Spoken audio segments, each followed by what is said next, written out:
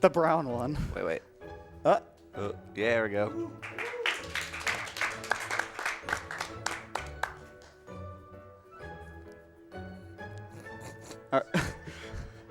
You can't. We're gonna go to the HD layout. This is just a test after we interviewed me about the layouts. I actually didn't realize that. You're like, oh yeah, that is 4x3. Yeah, I'm just like, thank you. All right. All right, so I'm going to need an adult before we start the run. It says to ask an adult to help me choose a language. So which one am I supposed to do? Oh, come here. Oh, okay. All right, we're going to... Perfect. Okay, thank you. Oh, I can read. Okay, yeah. So, all right. So we're ready for a countdown? Yes. All right. Yep. Let's go in 3, 2, 1, go. So this is Pokemon Let's Go Eevee, the most recently released Pokemon game. I guess I would call it main series. Some people would call it a spin-off, but it's main series to me. So this game has quite a few changes to the main game's formula that we'll talk about as they come along. But first we have some names to enter that you guys generously donated for. Also, thank you guys for putting so much money in for choosing the versions. I was keeping an eye on it all day. You guys were constantly back and forth. So let's give a round of applause to just all of you at home. Sending your money in. So we have our hero, Brassentia. I'm so happy about this. And we're going to team up with our buddy Brassentia to defeat our rival Anxiety. That's deep. I appreciate it. I'm feeling a little right now, so we'll get over it together. I was about to be like, no If I can type. That's all right. The timer is definitely not running right now. Okay, it It is. is running. I'm trying You're to, giving me more anxiety. I'm trying to make this harder on you. So you'll notice the rival's a little bit different than... so this is a remake of the Gen 1 games, Red and Blue. More specifically, Yellow. You'll notice some more crossover with Yellow as we go along. But yeah, we aren't faced with our normal rival from the Gen 1 games or the remakes, Fire Red and Leaf Green. I don't remember what his canon name is, but he's kind of more like Hau from the Gen 7 games. He's a little bit friendly. He's going to help us out along our journey, give us some items, and be a friend to everyone. Is he a better trainer than Hau, though? He's pretty dumb, just like Hau. We'll get to that a little bit later. So we're going to set a few settings here. We're going to increase our text speed. We're going to turn off the battle animations. We're going to turn off the thing that asks every single time an opponent sends out a new Pokemon, it'll ask us, if we want to switch. We want to turn that off because it wastes a lot of time. We're also going to turn on a new setting that this game has called movie skipping. It doesn't come on in play too much, but there are full cutscenes that we can skip in this game. So basically any cutscene that doesn't have a bunch of text we can skip. So that does save us a bit of time. There's like a small handful of cutscenes that we can skip like that. So we're pretty soon here, we're going to see the first catch. And the catches are one of the main things that's different in Let's Go compared to other Pokemon games. And if someone on the couch wants to explain how the catches work in this. So if you've ever played Pokemon Go, you would know that if you have a Pokeball and a Pokemon in front of you, it has a reticle, and it will be either green, yellow, orange, or red, depending on the difficulty of the Pokemon. You take your Pokeball and you toss it at it, and you hope that you hit inside the reticle and catch the Pokemon. Yeah, so as opposed to like the more mainline games where you would weaken the Pokemon with your own Pokemon, put it to sleep, or do something like that, and then throw your Pokeball to catch it. In this one, your modifiers are based on other factors like your timing, how well you throw it, things like of that nature. Ideally, we're going to be trying to get excellence. Right. So in this game, you get experience mostly from actually catching Pokemon and not so much from battling.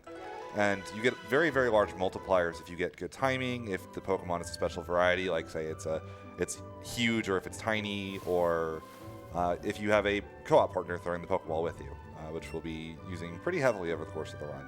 So another funny thing about the experience modifiers in this game as well, you actually get more experience if you use the Joy-Con motion controls as opposed to handheld mode. They do control a little bit differently, and for whatever reason, I think it's about a 20% experience bonus you get from using the Joy-Con controls.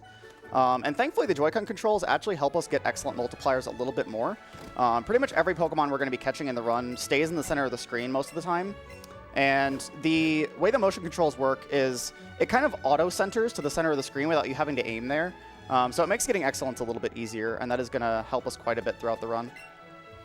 Yeah, so something we didn't mention, this game is played with a single Joy-Con, essentially, which is kind of nice because like the motion controls, like throwing a big controller is a little bit awkward in comparison to a single Joy-Con, but it also means that for menuing and such, there's no D-pad, which is kind of a bit of a downside.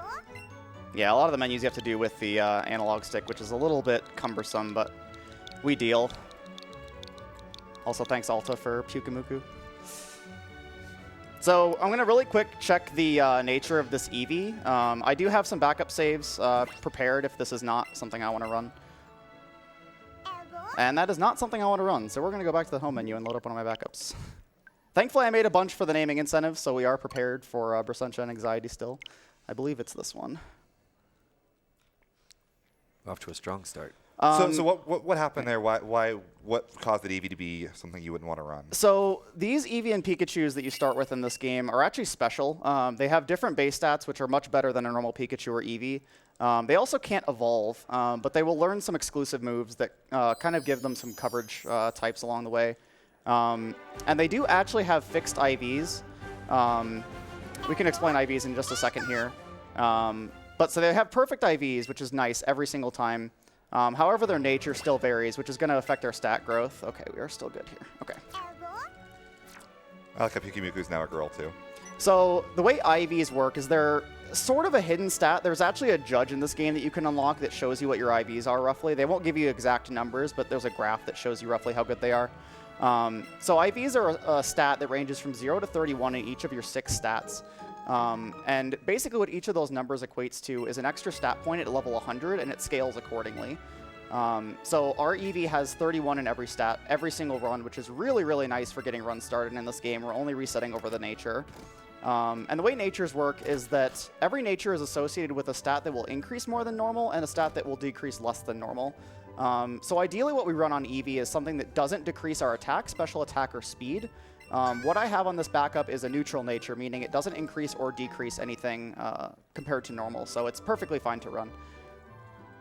So what are the odds of getting a runnable Eevee then? It's about 2 in 3, I believe. Actually, I think it's a little bit less. I don't remember exactly. You have a little bit of a higher odds on Pikachu. The Pikachu's base speed is absurd. It's almost as fast as Jolteon is, just to give you an idea.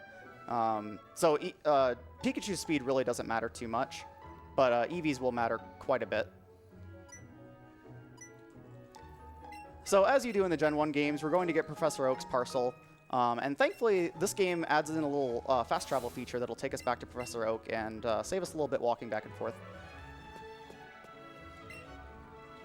And you might notice that we also didn't get a rival battle immediately.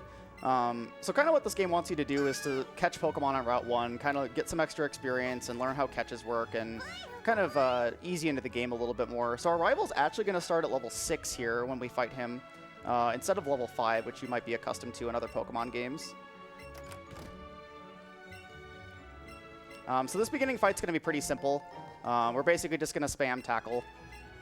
It is actually really nice. Both the starter Eevee and the starter Pikachu start with a stab move. And basically what stab means is same type attack bonus.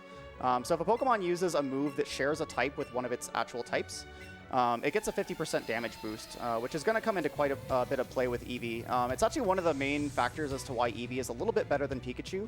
The routes are about 2 to 3 minutes different, and they kind of have been since the game is released. There has been recently more work been put into optimizing Pikachu, but they're still kind of maintaining that same gap. That's it's a marathon. That's. So if you have a plus attack Eevee, which means a nature that boosts your attack more than usual, you actually can two-shot this Pikachu. But we got pretty unlucky. We have a neutral nature, and it's just spamming Growl, so this is going to take quite a bit. Yeah, optimally, this fight just takes 2 turns, and we're on our way. But that was, like, what, 5? So, great marathon start. It's okay. That means everything else will go perfectly. At least the paralyzed didn't actually affect you in the fight. Yeah.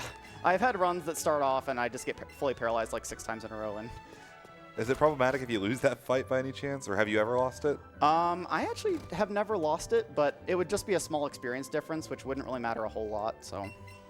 Especially with the new route happening right now, experience isn't really much of an issue because we can pick so much more up later.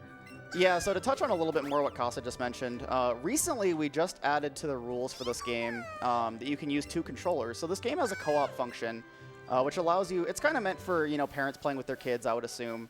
It allows you to call in a second player, and they'll be able to use another one of your Pokemon in battle, so you can 2v1 a lot of the fights. And you can throw 2 balls at Pokemon to increase your catch rate and increase the experience you get from them. So we're going to be making use of that quite a bit. You might be thinking like, wow, this game's probably really easy if you can just 2v1 every fight, and why does the speedrun just do that all the time? So generally the way that Pokemon speedruns work is you're setting up one Pokemon stats, like using boosting items and things like that, and then just one-shotting everything. So if you have a second Pokemon out, that can help with the setup, and that is going to come into play a little bit.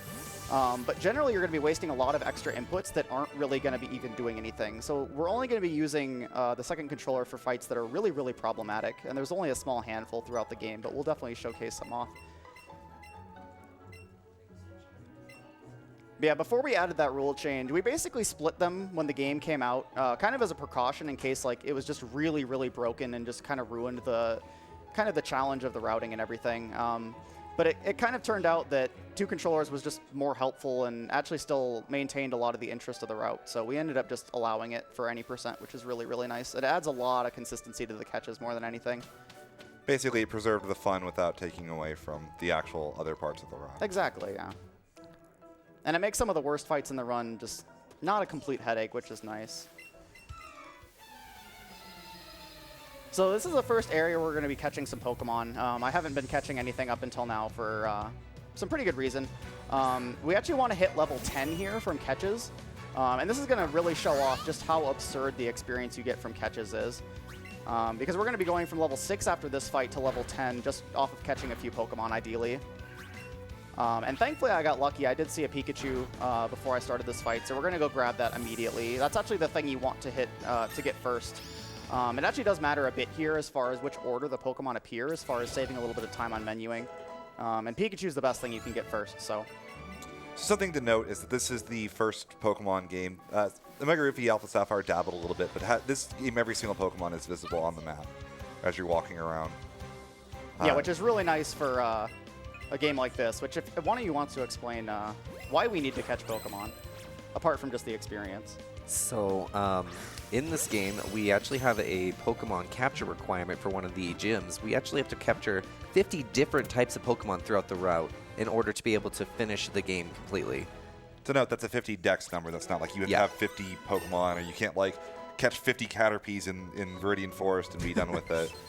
If only. It actually adds a really unique dynamic to the run. The only other Pokemon run that I know of where specifically trying to get a Pokedex number to go up is Fire Red, Leaf Green, Round 2 is what it's called, which is one of my favorite Pokemon categories to watch, and this is also fun for the same reason. So one of the cool things about this run is that it kind of encompasses everything with Pokemon. You don't just get the battling or just a couple Pokemon. You get to see a lot of everything, which is really cool. So you'll notice I'm still skipping catches. I said I was going to catch things here. There's going to be an item that's called a lure, which is new to this game that I'm going to be picking up in just a second. What lures do is increase the spawn rate of Pokemon in the area you're in. It also increases the chance that they're either larger than normal or smaller than normal, which, as we mentioned earlier, increases the experience you get from them, which is very important early on.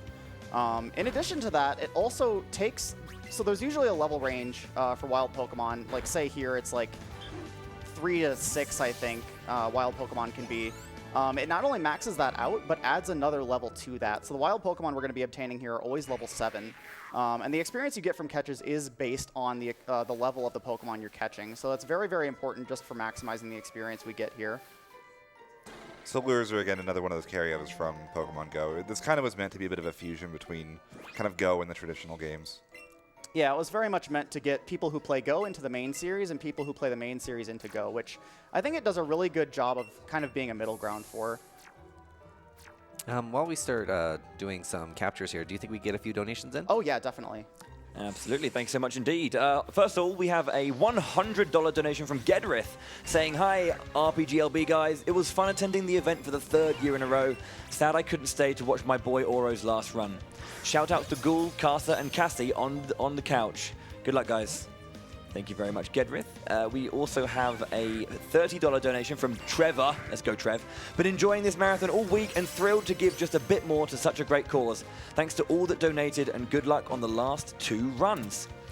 We have a $25 donation from Tomato Walrus, who says, "Donating on behalf of my fiancée, who really loves Pokemon. Love you, dear." Aww. And we have a $50 donation from Courtney Rail, who says, "This has been a wonderful event supporting a fabulous cause. Thanks to all the runners, tech crew, volunteers, donators, readers, spokespersons from NAMI, watchers, and everyone else. Let's go for that 7 stars glitch showcase." Thank you very much indeed. And we have a anonymous $100 donation and another $100 donation from Ein with no comment. Thank you very much, guys. So as you can see, we are starting to use the 2 Pokeball method here. Ideally, you're trying to capture smaller Pokemon with the blue aura. Is that what's the strat there, Aura? Yeah, so I kind of just took this Caterpie even though it wasn't glowing. So what I'm going to do here, ideally you would only catch Caterpie and Weedle and let them evolve. However, I'm getting a little bit unlucky and I didn't get a glowing Caterpie, but I did see some glowing Metapods. So what we're going to do is take this Caterpie out of our party so it doesn't get extra levels, and then we're just going to catch a Metapod. This is probably one of the hardest areas to route as far as catches, just because it's so variable and it's so early on in the run. This is just a really, really heavy reset point, even for 2 controllers, adding a little bit of that consistency. Right, and again, since this is so early in a run, if you're really going for a top time, you'd be wanting to take a very good Viridian Forest, right? Definitely. Thought I could sneak in a catch there. So hopefully this is still a good multiplier.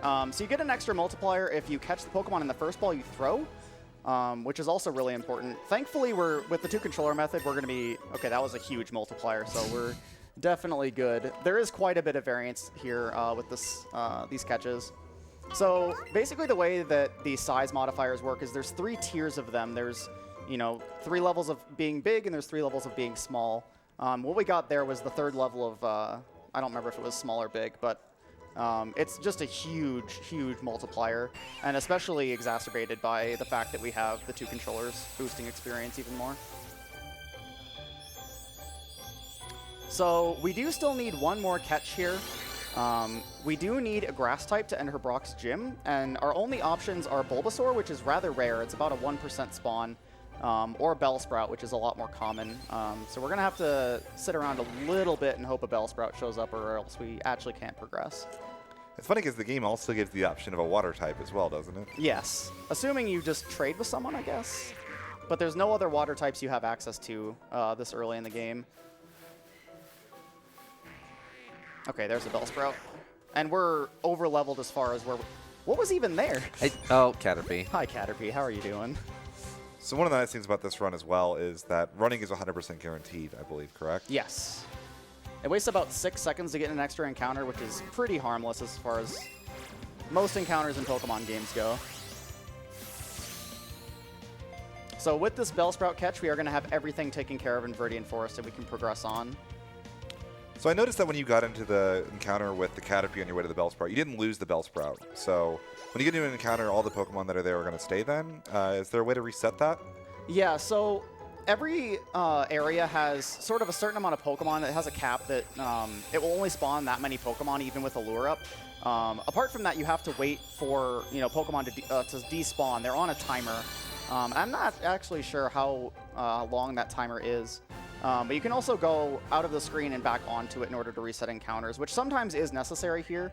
You can beat this last trainer and then exit and then re-enter the forest to reset the encounters. But ideally, you don't want to do that. Usually when you have a lure up, they only last for 100 steps, so you don't want to move around that much. Especially early game when we only have like 1 lure per area, you really just kind of want to sit still and wait for spawns to come to you.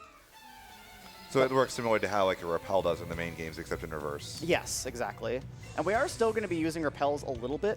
So you might be thinking like, oh, if you can see every encounter in the overworld, why do you even need repels? Near the end of the game, it is kind of useful to, or I guess we're doing 2 controllers on this fight. I forgot to turn off the second controller, that's fine. Beedrill gets a little fun here. Okay, so if you're a high enough level here, you can one-shot this Metapod. This Metapod's actually a really good reason to mention. There's another stat at work in this game that's kind of replaces effort values from other Pokemon games if you're used to other Pokemon games. They're called Eevees in this game, and what that stands for is awakening values. Think of it sort of like Fire Emblem, where you get a random stat increased every level. You just get 1 flat point increase in that stat. It is sort of dependent on the characteristic you get on your Pokemon summary screen. That basically tells you where most of your Eevees are going to go. Apart from that, you can increase them with candies, which are sort of similar to Pokemon Go candies. And you can increase every stat up to 200 AVs, which is just a flat 200 extra points in that stat regardless of level. So unlike effort values where you had a hard cap and had to kind of think about where you distributed them, in this game you can kind of just max out the stats of your Pokemon, and it's actually really broken. So in a way, it's closer to, say, Stat EXP from Gen 1 and 2. It's a little bit closer to that, yeah. It's still a little bit far off from that, but yeah, that's a closer approximation. Just before we get into this gym, do we have time for a quick couple of donations? Yeah, go ahead, Bowie. Okay, so we have a $25 donation from Weasel, who says, so excited to watch my 5-year-old daughter's favorite game being run with her. Can we get a big hi, Violet, from the room? Hi, Hi, Violet. Violet. Violet. Thank you very much. Hey, Violet, hope you're enjoying the run. Aura's doing great, isn't he? We also have a $100 donation from Madame Badger, who says, there's nothing cuter than Eevee riding on the trainer's head. So much adorbs. Less than 3. So there's a fan theory that Eevee is actually the protagonist of this game, and it just controls the trainer. I'll leave that up to your interpretation. So this first gym fight is really simple. We learn Double Kick, and that's going to deal with our Rock-type opponents on Brock here pretty easily. You might be thinking, what does Pikachu do here? Because Pikachu is pretty problematic in yellow, and all you have is electric moves. They actually retooled a lot of the level up learn sets in this game so that both Pikachu and Eevee learn Double Kick pretty early. Pikachu does learn it a little bit early than Eevee does, so it isn't quite as important to get good experience in Viridian Forest. Which is one thing that makes the Pikachu run a little bit more consistent early on, but the Pikachu run is generally less consistent for the rest of the game. And we'll touch on that a little bit more as to why later. Oh, that's actually really nice that that missed. It's going to save me a little bit of time on healing a little bit later. But yeah, that's Brock. So this is one of the only gyms you're going to be seeing pretty early on in the run. We are going to take on Misty pretty early as well. But we'll touch on this a little bit more later too, but the gyms in this game are very backloaded, and we're going to do them very out of order, which is a little bit different from most Pokemon games, so we'll see how that plays out a little bit later.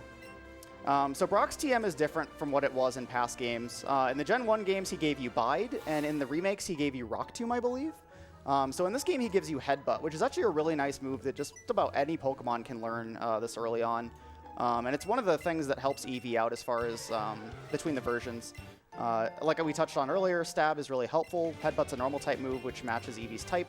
It's a 70 base power move compared to Tackle's 50, I believe, in this game. I don't remember. They changed Tackle so much. It's a huge upgrade to Tackle.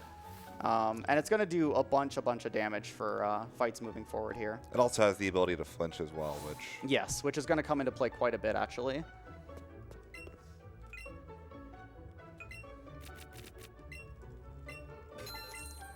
So we're just doing a little bit of shopping here. Selling some Pokeballs. We aren't going to need those. We're going to be upgrading to Great Balls almost instantly, which is going to, again, help our catch consistency quite a bit. Some stat healing items for basically the rest of the game. We aren't going to need them for a whole lot of things, but there's some safeties that we need these for. We're also be grabbing a couple X items, which I mentioned a little bit earlier. We're going to be using some items to boost our stats. The way X items work is they increase your stats by, well, the stat that the X item is for by 2 stages, which is a huge increase. Yeah, and that's the buff that they maintained from Sun and Moon, I believe. Yes, and they actually buffed them even further in this game. So the Gen 7 games increased the price of the X items to compensate for the fact that they're 2-stage increases instead of 1. And this game buffed them even further and just reduced them back to the normal prices. There's a lot of tweaks to this game that at first glance make this game seem extremely easy. And in reality, they actually balance the stats of enemy trainers in some of the best ways that they've done in the entire series. So with the way AVs work, most trainers in the game don't have AVs on any of their Pokemon. But a lot of key trainers and most trainers late game will have extra AVs and HP, which, you know, everyone critiques Pokemon games for being like, oh, just use the super effective move and everything goes down in one hit. They actually specifically balanced a lot of the AVs in this game so that that doesn't happen. And that's actually going to make a lot of things a lot tighter of damage ranges than they usually would be. So that actually definitely plays an impact on the routing, especially later in the game. And the reason I brought up AVs as well with that Metapod in the forest is that's the very first Pokemon in the game that has AVs. They specifically designed it so that it doesn't get one-shot by anything at a super low level.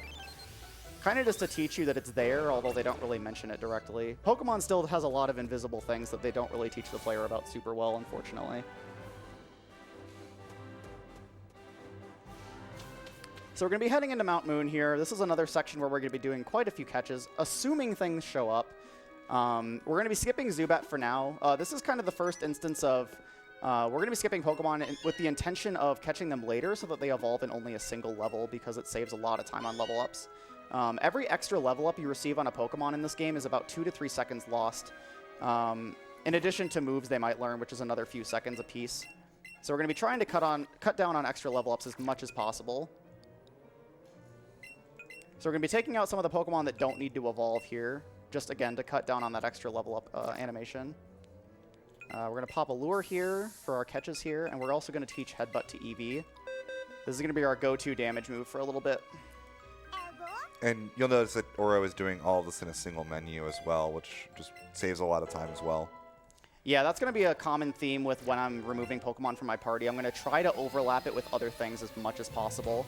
I also don't want to just, you know, I catch one Pokemon, take it out, catch one Pokemon, take it out. I want to try to kind of balance it so that I'm maybe getting a level here and there, but kind of mitigating as much time loss as possible in that regard.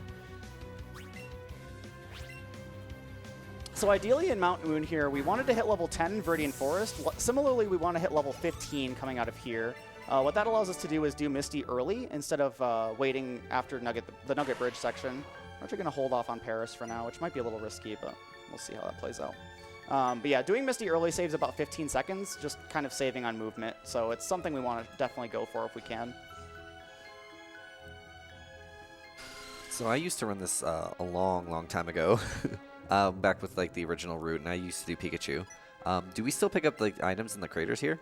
Yeah, so this is actually something kind of near the end of when we were doing one controller runs that we were trying to cut these out, and I was one of the people that was like skipping every single lower floor here, which is very, very risky. We were starting to get to the point where we were just kind of going full in on risky strats, but it's a little bit better here now, and it makes the money route a little bit more consistent to grab the nugget down here. The rare candy does come into play too. There's been a lot of optimization as far as which candies we get and which candies we skip. We've cut down quite a lot on which rare candies we grab as far as needing extra levels. This is also the first instance of a Pokemon that likes to bounce around, and unfortunately that didn't have a multiplier. Once they jump to the side, if they can kind of jump in between the far left and the far right in the middle, and it's just like really weird as far as getting multipliers on them, but it should be totally fine. The nice thing about having two controllers is that the experience is still important, but it's a bit more lenient as far as getting enough. So that's one of the 3 things we need to catch here, potentially. Ideally, we still want to get Paris. I kind of delayed it so I could hopefully get a glowing one. If I see a glowing Geodude, I'll catch it, which is okay. I'll take it. It's a Pokemon that's really useful for experience, but if we can catch it later, we still go for it so we can evolve it in a single level. Geodude's also a little bit difficult to get good multipliers on because it kind of shifts around a little bit. And as I mentioned with the Joy-Con controls, the game tries to auto-center as much as possible on the circle, but when things are moving around quite a bit, it can't really keep track of it well. So you'll end up throwing the ball, and then the center changes, and then it just kind of misses the mark just slightly. But we still managed to get it there, which is really good. So I believe I saw Paris spawn just before I touched the Geodude, so we're going to be able to grab Paris as well. This is also the first area that Chansey can appear. Chansey is basically just a huge gold mine for experience that used to be a huge kind of YOLO play. with the old route, and it was a huge risk, but it massively paid off if you actually successfully caught it. With 2 controllers, it adds a lot to the consistency, and pretty much if I see one during the run, I'm going to go for it, unless it's super, super late and I just don't need the experience anymore. So essentially, they're like the metal slimes of the game. Then. Yes, very much, yes. yeah. And especially with the 2-controller multiplier on experience, they are just worth absurd amount of experience. Like with 2-controller strats, I've caught one with even like just a decent multiplier, and it's been like 3 or 4 levels off of it easily. It's just absolutely crazy. And they used to be almost required with the 1-controller route as far as hitting level 15 for early Misty. Like early Misty almost never happened with 1 controller, and it's relatively consistent with 2 controllers, which is really, really nice. There's a lot of very small things that 2 controllers improves upon, but they all go a really long way.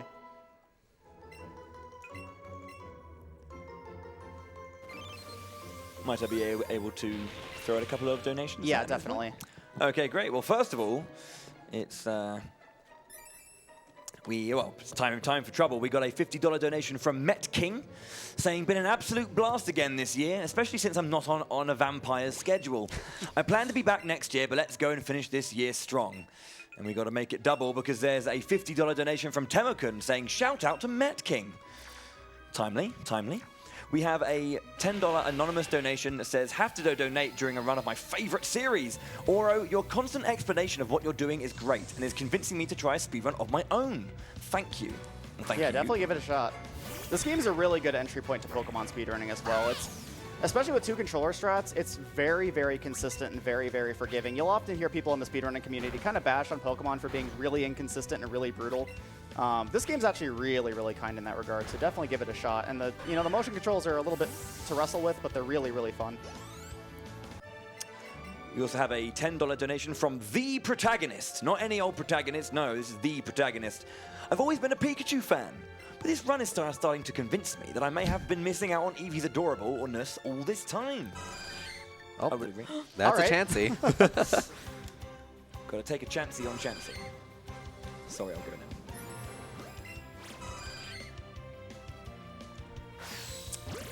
So when Pokemon do attacks in the middle of catching them, sometimes their ring size resets a little bit. So I was trying to sneak in a quick catch on a good multiplier there, but it kind of stayed where it was. So we'll see if we can get one on this throw. There we go. So you would lose the first ball bonus here, though. Yes. The excellent bonus is way more important than the first ball bonus. Obviously, if you can get both, that's great, but I'd take the excellent bonus over that as well. Getting an excellent also increases your catch rate by quite a bit. The smaller the ring is when you hit the inside of the ring, then the more catch rate you get as well. So, and we are way above level 15, so we're definitely doing Misty early, which is really, really nice. So I noticed you have your laptop over here, and it's got, you guys can't see it on stream, of course, but there's a picture with a bunch of Pokemon on it in different colors. What is that for? So if you ever watch someone speedrun this game on Twitch, and most runners of this game, I don't think I know of a single runner that doesn't show it on their stream, but you'll see a tracker as far as which Pokemon they have caught and which ones they're looking to get. So it's basically really important, since we need 50 Pokemon in our decks, to not go over that amount. Like if you weren't paying attention and weren't keeping track of everything, it'd be really easy to go over 50 and just waste time doing that. So there's a certain set of Pokemon that we shoot for every single run. Obviously, they don't all show up every single time. We have to kind of go for backups. There's certain Pokemon that get categorized as far as, pretty required, wiggle room, that kind of thing. So right now, I have a path to 50 that's basically where I'm planning to go. But if some of those things don't show up, or if extra things show up, I can adjust that accordingly. It's just kind of to let me organize my thoughts a little bit as far as how I'm going to route the catches, because it isn't the same every single time. We have optimized the catch route quite a lot over the past few months, but it is still a little bit variable, so. But yeah, there's a lot of things we used to do. We used to evolve Paris. We used to evolve like Ekans if we found one. We used to evolve a lot more things than we did that took, a bunch of levels to do. But we kind of narrowed down a lot of the timings, and we realized we didn't really need to evolve as many things as we did. So generally, the only things we're going to be evolving now are things that only evolve in a single level, which we'll be getting quite a lot of in a little bit.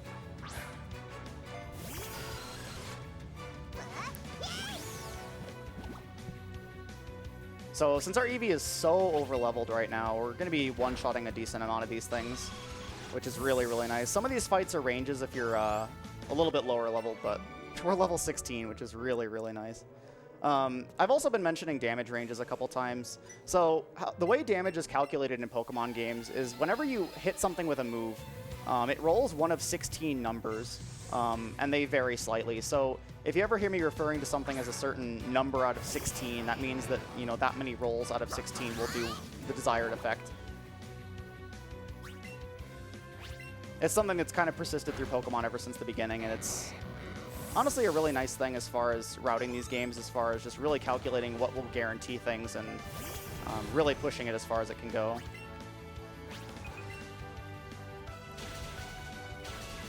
Nice. That damage range is a little tight, even over-leveled. You can kind of play it by ear based on whether you one-shot Voltorb or not. Like, if you one-shot Voltorb, you're usually going to be fine to one-shot the Magnemite as well. So we're going to grab the Helix fossil here. It actually used to matter which fossil you got. The Pokemon that we used late game used to be Kabutops, actually, at the very, very beginning. I can't really tease it too much because it was a donation, and some of you guys know I'm going to be using Starmie later. But yeah, Kabutops is a few minutes slower now, and we've kind of just phased it out, but it was definitely the main poke for quite a while. Easily like the good first month or so that this game was out. So this is the first of many Pokemon Yellow comparisons that this game pulls out. This is our first fight with Jesse and James, and these are forced double fights against their Ekans and Koffing. So we're going to use our second Pokemon here to use an X item on Eevee, and this is going to allow us to one-shot the Ekans. Koffing's a little bit bulkier, so we might not be able to one-shot it, but Butterfree should be able to finish it off with Gust. If you're a little bit lower level, this fight can take an extra turn, but we should get a nice clean two-turn fight here. These fights with Jesse and James actually turn into some of the harder fights in the game as we go later in their refights, but this first one isn't too bad.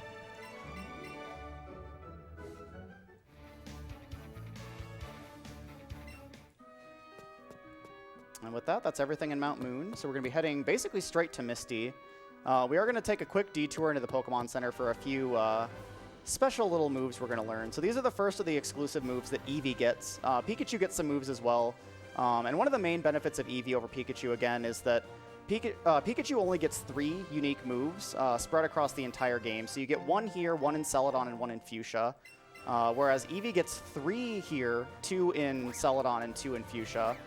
We'll go ahead and grab these Ekans. These are one of the things that we don't really plan on showing up, but if they do, we grab them. So the moves that we're going to be learning, the first one is Bouncy Bubble, which is a 90 base power water move. It's basically Surf, but it also heals us for half of the damage it does, which is absurdly helpful, and it's really good coverage for Eevee. So it's Surf meets like Mega Drain then, basically. Yeah, pretty much. The second move we're going to get is Buzzy Buzz, which is a 90 base power electric move.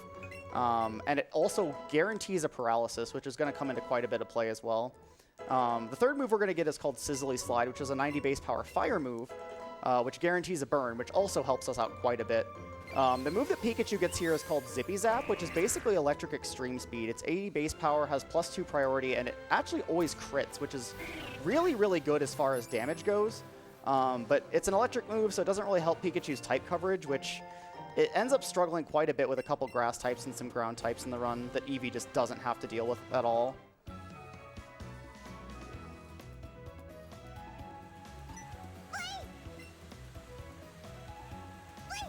So we get this little cutscene to introduce us to this fountain. This actually has kind of gone in and out of the route. Basically what it does is you toss money in and it increases your friendship. And friendship in this game actually does affect your stats. So there's kind of a gradient up until the maximum affection, or the maximum happiness of 255.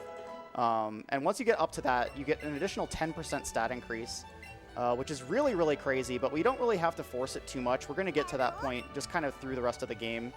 There's kind of some additional side effects of being at max happiness that I'll talk about as they actually become relevant, but they actually do cost us time. So while it sounds like having the extra stats might be really, really nice, we actually don't want to get there as fast as possible.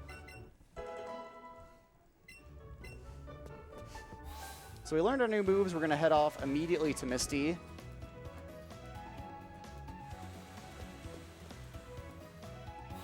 So thankfully, just like in the original games, we don't have to fight every trainer in Misty's gym. We only have to fight the first one, and then we can just go straight to Misty herself. Shoutouts to the gym designs in these games too. They're really cool. Yeah, they really knocked it out of the park as far as the gym designs in this game.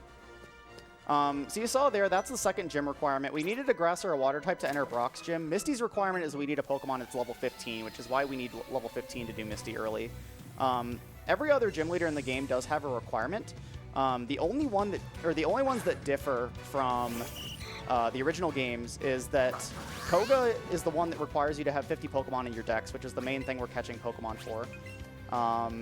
In addition, Sabrina requires you to have a Pokemon that's level 45, which strangely enough, she doesn't actually meet herself. None of her Pokemon are level 45 or above, so I don't know how that happened. I guess she's just a cheater, I don't know. But every other requirement is the exact same as it was in the original game. Except for Erica, Erica actually has a really weird condition to get into her gym. You need a cute Pokemon to show to the person in the entrance. But as far as we can tell, every single Pokemon is cute as far as she's concerned. Like, you could show her a Grimer and she's like, oh, it's so cute. So I don't know. Beauty's in the eye of the beholder and she just loves everything, I guess. So whatever works. What do you guys say to a couple of donations as we're Definitely. approaching Misty? Perfect. Okay, we have a $25 donation from Fizzu saying, for once, no jokes, no puns, and no, hey, Brassentia. As someone with debilitating anxiety, watching Brassentia beat the heck out of anxiety through the medium of adorable Pokemon is one of those most wonderful and beautifully fitting things I could have asked for, especially in a marathon being run for mental health. Runners, staff, mods, donors, viewers, thank you all for doing this. We have a $25 donation from Hockhead, who says, I've never been able to catch much of RPGLB in the past, but I'm glad I could this week. I especially want to help the cause more than ever this time around. My closest friend and I have both been suffering from different mental illnesses for the past year and a half. While it's brought us closer together and we've helped each other as much as we can, there's only so much we can do. Given the people in our lives that aren't as understanding towards us, I wanted to support an organization dedicated to work that I believe isn't given enough attention or education. My friend also says that she wants to have a future career in helping others with mental illnesses. Thanks for running this event, and good luck to Ouro on the rest of the run. Thank you. We have a $100 donation from Smitty the Llama Boy, who says, I know what the game says, but seriously, Eevee or Eevee? I mean, I'd go with Eevee myself. We also have a commentless $50 donation from Bill. So, thanks, Bill. I'll see him in just a second. Oh, yes, we will. And we have a $25 donation from Shadow, with no comment again, thank you. And we have a $10 donation from Jean. I'm going to go with Jean just for the fanciness of it. As a sufferer from depression, RPG Limit Break has been a highlight of my year for a long time now. PJ's Robotrek and Omnigamer's Suikoden runs are some of the most fun runs I've ever seen. Keep up the great work. Thank you very much, guys. So now that we're done with Misty, we're going to head up to our good friend Bill, who actually just donated, so thanks, Bill. Bill's got a little bit of an issue, and our rival just saw him and is freaking out a little bit, so we'll see what's up with Bill in just a second. So now let's, as we mentioned in those donation comments, we're going to have Brassentia beat the crap out of anxiety here. So this fight's pretty straightforward, and this shows off pretty well just the power of this coverage that we have on these 3 exclusive moves. We're pretty much just going to one-shot everything. Usually the Pikachu's a damage range and can take a second headbutt to KO, but we're so over-leveled it should just go down.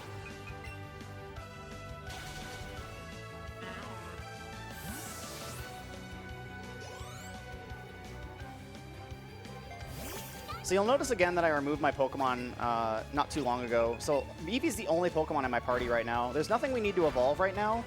And there's actually a whole extra dialogue box after every Pokemon you KO that says, you know, the rest of your party got experience. So if we're only using one Pokemon, we actually cut out a lot of text boxes just from not having to look at that.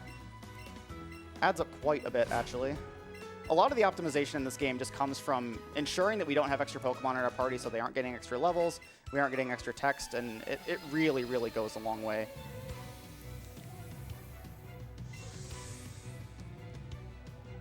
So we have a few more simple fights here on Nugget Bridge. These are pretty much all going to go down in one shot as well.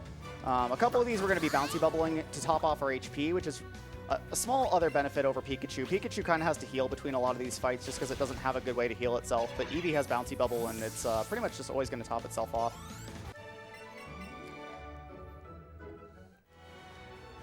In that case, do you think a few more donations would be okay? Oh, yeah, this is a great time. Well, we are closing in on that $150,000, guys. If we can get that happening for sure, that'd be fantastic. Currently, nothing waiting for me right now, but I can remind you guys that we are obviously RPG LB 2019, sponsored by Twitch, and you're joining Ouro and his wonderful couch. Ghoul, Caster, and Cassie, we're going to be taking you through Pokemon Let's Go Eevee. We got one more run after this. Our finale is coming up very, very shortly, but we've got a lot to get through still. So if you do want to support NAMI, the National Alliance on Mental Illness, consider donating by going to rpglimitbreak.com/donate. I do believe we have one incentive open for this game still, which is the Starmie name. I was going to ask when that's getting closed off, actually. I was going to say, when is that getting closed off? That's going to be in like another hour and a half still. And what's currently winning in that? Currently, we have leading with $550 is Serenica, which is, I believe, a Dragon Quest XI reference, so that's pretty sweet. In second place is with $114.10 is Kabutops. So if you do want to bring Kabutops back to the glory that is the main route, then I know what you can do. You can donate towards Kabutops' name for Starmie. And in third place is Rystar, which is another lovely reference there. So if you do want to get your names in for Starmie, you guys know what to do. I also wanted to mention as well, I have a little bit of an extra thing I can do in this run that I actually want to tack on. If we manage to hit the PB to beat last year's total donations in probably about an hour, so if you guys really want to push, you want to add a little bit more flavor to this run, definitely let's push those donations and let's beat last year.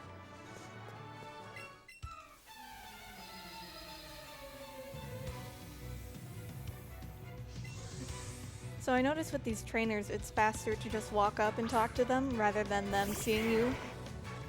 Yeah, so they actually improved this in Gen 7 and then kind of reverted it back in this game, I guess for kind of nostalgia purposes, but when you walk in front of a trainer that you know, they have a vision line that they will see you and walk towards you if they want to battle you. And obviously that takes a lot of time to let them walk all the way to you. So it's a little bit faster to walk up to them and talk to them. In Gen 7, they actually kind of reverted, or, you know, fixed that a little bit, and they actually just battle you from afar. But in this game, they kind of brought it back. So, and a little fun fact about this fight, if you talk to the Rocket Grunt from the bridge versus the ground just past the bridge, the battle arena actually changes. So that's a really neat little touch, and I guess it's just kind of how they coded the game as far as, you know, detecting what kind of battle arena you're going to get. Saying either, oh, you're on the bridge right now, so the battle will be on the bridge, or, oh, you're on grass, so it's on grass. Mm-hmm. Yep. Interesting. I generally choose the bridge because it's pretty cool.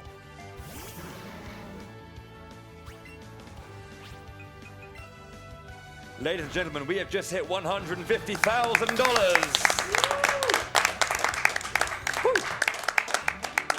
Thank you very much indeed for this incredible support we've had over the last week. You guys are doing a fantastic thing, so you guys are awesome. That was, I believe, due to a few donations that are coming in just now, but we had a $100 anonymous donation, so thank you very much indeed. A $5 donation from Tiny Tim 78148, the 78,148th of the illustrious Tiny Tim clan, saying, "Hey all, loving the Pokemon run. Good luck, Ouro, with the rest of the run. Cheers." A $10 donation from Ouro, not Ouro, but Ouro, A-U-R-O, okay. 47, the 47th Ouro as well. I keep hearing my name being said, then realizing it's just because Ouro is running. Feels good, man. Thank you so much, you guys. You guys are great. awesome. So you might notice those trainers I just passed have really, really awful vision. Usually in the original games and Fire Red Leaf Green, one of those two trainers was required. You could pick which one you fought. However, the trainer vision in this game is so narrow that you can actually just slip between their vision and just skip both of them entirely. And that's actually not the only time we're going to be doing that. There's a few other trainers for the rest of the run we're going to be entirely skipping that are otherwise, I believe, to be intentional.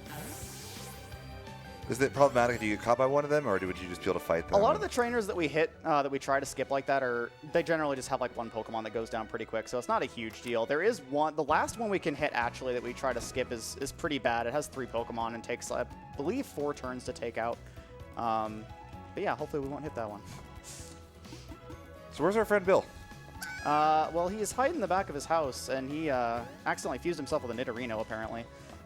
and he wants us to help fix that. Hey guys, I've got a $10 donation from Kizara Oh. Oh. Okay. saying, "Who are you? I'm sad I can't make it with you nerds, but I have a question for you, Ouro. What does Cinco Bingo stand for? Put this donation towards Ouro's choice." Ha! I lied. It's actually Kirby, not K's. Good luck with the rest of the run, Ouro, and let's beat last year. Thanks, Kirby. So Kizaron's a regular that you guys have probably seen at other limit breaks in the past, and he sadly couldn't be here this year to help us out, but Keys is awesome, so shout-outs to Keys. Cinco also means 5 in Spanish, by the way, so. Also, sorry for trolling you there. I had to. I had to. It sounds like something Kirby would do, so. Agreed.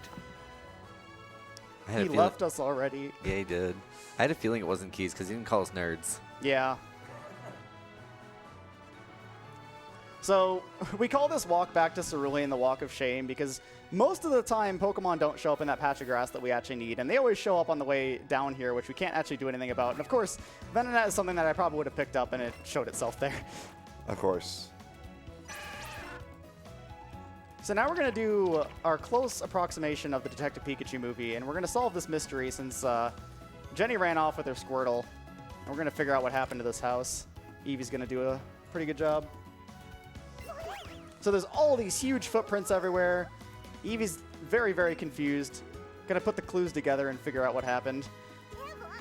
Oh, okay, all the footprints lead to a giant gaping hole in the wall. Good job, Eevee. You did it. You found the way out. Having just come from an escape room game, I think you might want to also look under the fruit there. Just in case. That Eevee's looking like Detective Eevee, I think. So this rocket member is usually required in the original game and Fire Red Leaf Green. However, in this game, it's completely optional. He will give you the Dig TM if you defeat him. That does come into play on the Pikachu route, but Eevee doesn't need Dig for coverage since our coverage is already so good. So we're just going to completely skip it. I was about to ask that because I remember seeing you pick up Dig in practice the other day. And I was just like, wait, we pick up Dig now? Yep, Eevee does not need it. Pikachu does, though. The Dig routing, as far as Pikachu goes, is actually something that Wartab, another runner who put a lot of work into routing the Pikachu with me, kept trying to convince me that Dig was good when we were doing one controller strats, and I'm just like, no, no, no, no. Like, that fight took, like, a good, 45 seconds with the lower experience that we used to have with one controller, and, Dig just really didn't save as much of that time back as we needed. But with 2 controller strats, that fight is a lot faster. We can basically take it out in a single turn, and Dig has just barely been pushed into viability now, so shoutouts to Wartab for finally convincing me that it's good. I think there's something spooky about getting revives from anxiety. Yeah, just a little bit. So this underground section here has some hidden items, one of which we're going to be picking up. A couple more we used to pick up.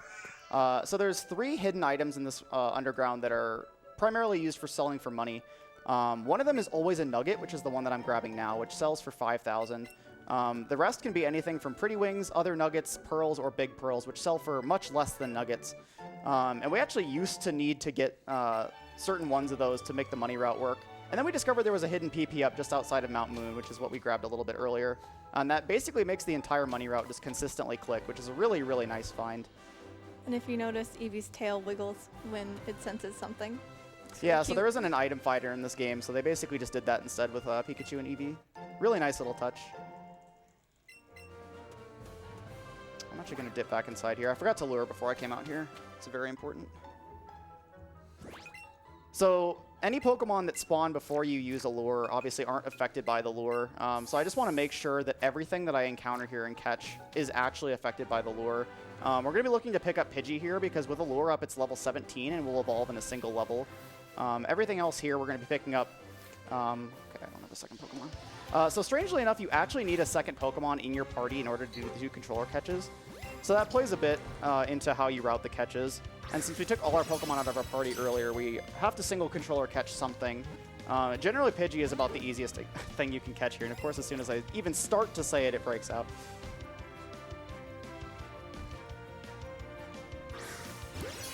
Something else I noticed is that you're not using the single Joy-Con grip instead of using the puppy dog ears. What's the idea behind that? So the main reason I do this, and a lot of other runners have taken to doing this as well with 2-controller, is it's really, really hard to sync up both of your controller's catches without putting them both in the Joy-Con holster. However, I need to continually take it in and out of the holster in order to not accidentally trigger other motion-controlled things. If you shake the main Joy-Con, it brings up a little menu where you can pet Eevee or Pikachu, and that wastes a lot of time, obviously. And I need to shake the other Joy-Con in order to call in the second trainer and tell them to go away. So I constantly need to take the Joy-Con in and out of the holster in order to do the 2-controller stuff. It's actually a lot to juggle as far as getting used to 2-controller versus 1-controller. A lot of my muscle memory for this game had to change once we added the new rules. I also used to play with the right Joy-Con primarily, which I now use the left one, so that was quite a bit of a change to go through. Calling it a holster that you put it in kind of like gives me this image of like, you know, two cowboys, you know, just going for a duel at dawn, you know. I'm gonna take you to the local to the local town and take you down, kind of thing. I mean, it adds to the satisfying little click you get with the Switch controllers. So if you like Switch marketing and you really love sticking the controllers in the Switch or the dock, then this is the game for you.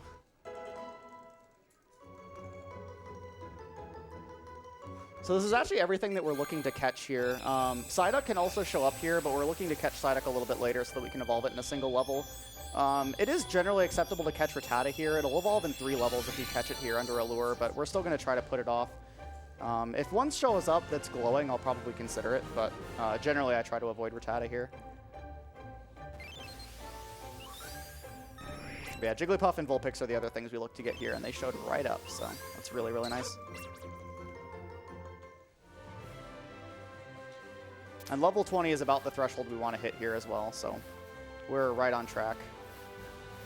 So there's another set of trainers here that I'm going to be skipping just by basically walking right in between them. And there we go. Nice. So that's something that's a little bit annoying about the second controller and why I keep dismissing them as well. If you get far enough away from them, they'll actually just like completely pause your movement and kind of teleport back to get close to you. So it's generally better to just tell them to go away if you're going to be going any considerable distance. If the second player gets seen by a trainer, do they start the fight with that, or can they not be No, seen they by don't have any interactable hitbox of any kind, so you don't have to worry about where they are. You actually can control them still with the second Joy-Con, but generally it's not really necessary. You're just going to be dismissing them if you're going to be far enough away. So doing a little bit more shopping here. This is probably the biggest shopping trip in the entire run. We're going to be buying some more healing items, some escape ropes, which we're going to be using to get out of some areas quickly. Some more lures. We're no longer going to be dependent on ones that are just lying on the ground.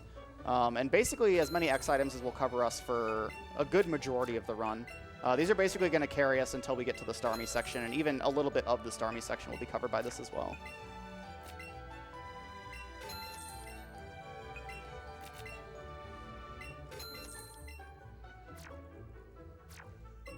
So actually one of the most interesting things about routing the shops in this game is that when you hit left or right, it scrolls the shop menu down considerably, and it's actually a lot that goes into just minimizing inputs as far as, you know, which items you buy in what order.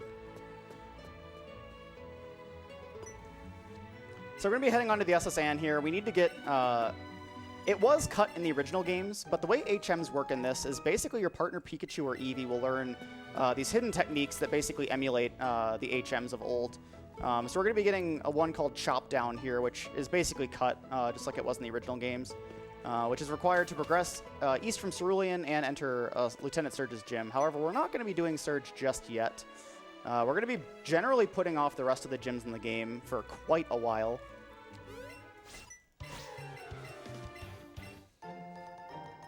So Blue actually is, we saw him a little bit earlier, but Blue actually is a separate character in this game, even though he isn't your rival anymore. And he's gotten a little bit friendlier too, but we're going to fight him a little bit later.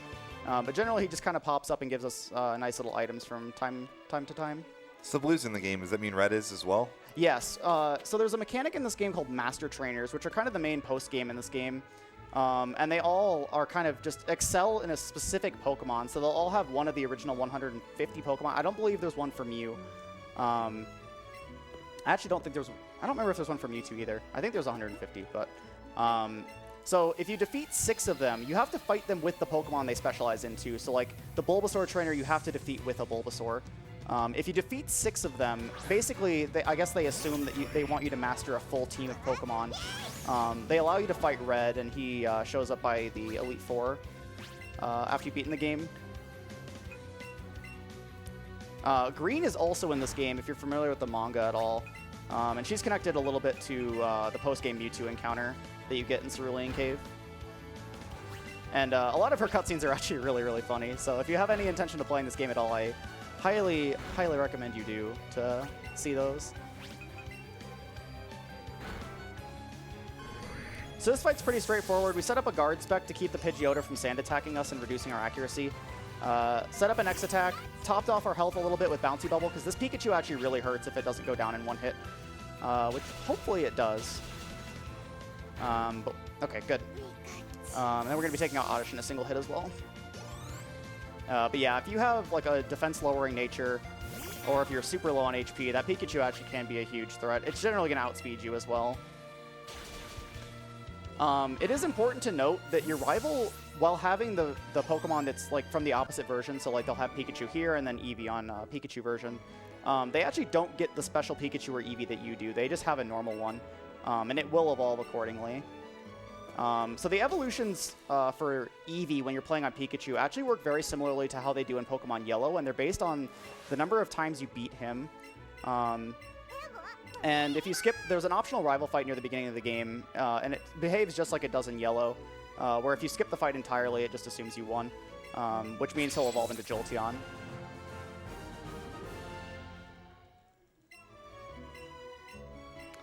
So now we get chopped down.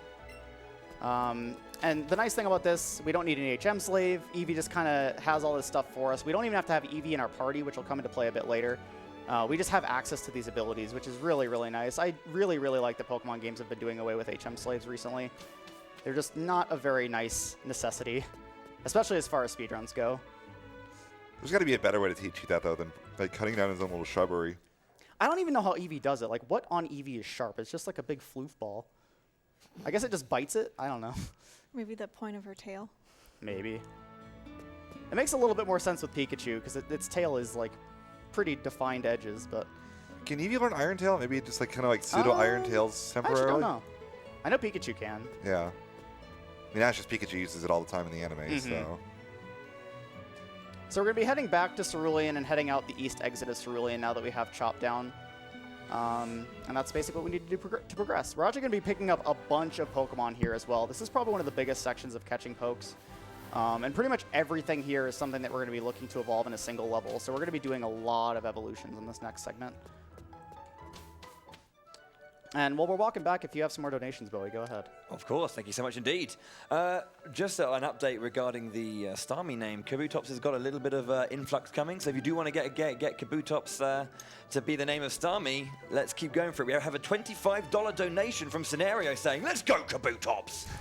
We have a $100 anonymous donation saying 150K. We have a, what is this one here? A $50 donation from Gandalf for the PH. I had some major mental health problems about 2 years ago, but thanks to proper mental health care and my wonderful girlfriend, I'm back in the saddle now. Thanks to the mental health providers that helped me along the way and to all of the people that stuck by me during this bad time in my life. On to better things in the future. Indeed, so congratulations. Keep going. That's awesome to hear. A $10 donation from Kabutops himself, who goes, Kabutops. Thank you very much. We have a $65 donation from a young chap in the audience there, Legrand Grand, who says, "Hey Bowie, Ouro, and everyone. It's been a blast being at RPG Limit Break and finally meeting all of those wonderful people that I've known for years, as well as running for a wonderful cause. Also, Bowie, here's a little challenge from your French pal that we've been rehearsing so far. How do you ask the bill in French? Well, that would of course be puis-je avoir la fracture? Donation to Runner's Choice. Thank you very much, Le Grand Grand. Allez la France! We have a $25 donation from Gen244. Imagine making that username. Gen. Dang. Gen2. Dang. Gen 3. Dang! Gen 244! Oh my word! Sorry, Gen. I'm glad you eventually got a username going. First time watching and donating. Thanks so much for raising money for Nami. I have quite a few loved ones who struggle with mental illness, and more advocacy is definitely needed. Dedicating this donation to my mum, Connie, who passed away in 2011 after a lengthy battle with depression and addiction. Thank you very much for your kind donation, Jen, and condolences. And we have a $70 anonymous donation. Eevee is just too cute. Keep it up, Ouro. So this Eevee is another one of the things that can put a lot of stat decreases on us, so we're using another guard spec here to keep it from doing that. And then we're setting up and taking it out. So do enemy AI, like, does it recognize that you have a guard spec up and try to not use anything that wouldn't be affected, or does it just use it anyway? Yes and no. It's kind of just up in the air as far as what it decides to do.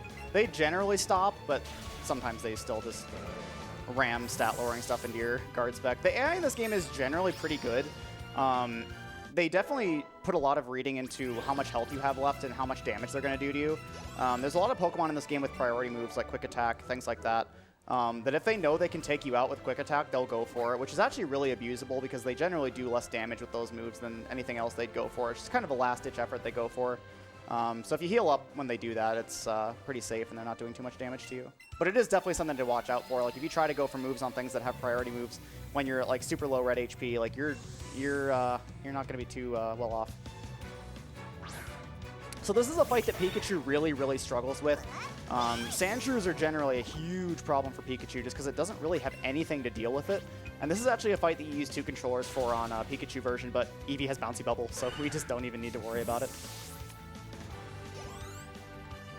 So we're actually going to get a little bit of use of Buzzy Buzz here. So we're going to paralyze this Raticate to try to mitigate a bit of the damage that we're going to be taking here. And then finishing it off with 2 Headbutts. And the nice thing is Headbutt can flinch as well, so between the paralysis chance and the Headbutt, there's a very high chance that the Raticate doesn't get to act.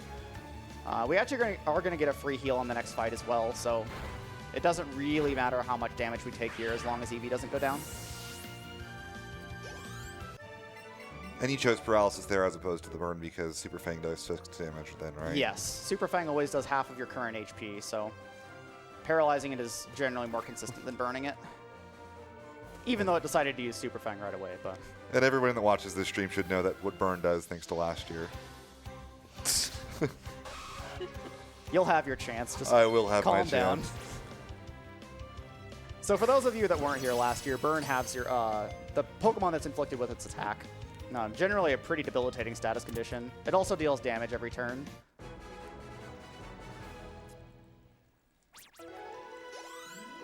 So this is the first of several Pokemon we're going to be trying to get on this route. We want to ideally get both Nidorans, Spearow, and Rattata here. They'll all evolve in 1 level due to the lure. And there's Spearow. Things are being nice to me so far. And again, we had to do the Nidoran catch with 1 controller due to it, Eevee being the only thing in my party. So now we're going to be right back to 2 controller catches, if Spearow ever sits still. Thankfully, with the 2 controller catches, things actually staying in the ball is super consistent, but they still will misbehave quite a lot and just not sit still or, you know, what have you. Thankfully, it's not too much time you lose to stuff like that.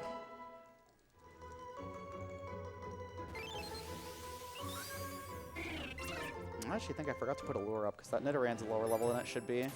So we're going to fix that real quick.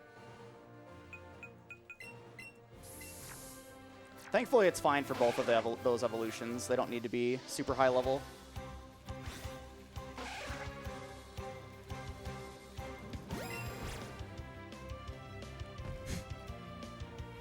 There we go. So another Pokemon that can show up on this route is Krabby. It takes 4 levels to evolve with a lure up, so it's generally something we're not going to be evolving, and it also is a really hard catch because it constantly goes from side to side. So sometimes if it shows up, I'll go for it, but we're getting pretty lucky here, so I shouldn't really have to worry about it too much. So really the only other thing we need to show up here is Rattata. If it doesn't show up in a timely manner, we can just move on. It will show up later in other areas, so it's not a huge deal we get it here. So this patch of grass generally caps out at 4 encounters, and thankfully Rattata showed up. So if you max out of the 4 encounters that this grass patch can spawn, generally what you do is go to the next fight, which will reload the encounter table here. So you'll get a fresh batch of encounters after that fight. But thankfully we won't have to do that. I mean, we're still going to be doing the fight, but we won't have to come back up here afterwards. So generally, how long does it take to do a catch versus getting an evolution from a Pokemon? So they're a couple seconds apart. Catches take a little bit longer. It's like a couple seconds difference. So generally, catches and evolutions are weighted pretty equally. It's more so just a matter of consistency as far as going for evolutions versus catches. So catches are a bit slow, but they also come with the extra experience as well.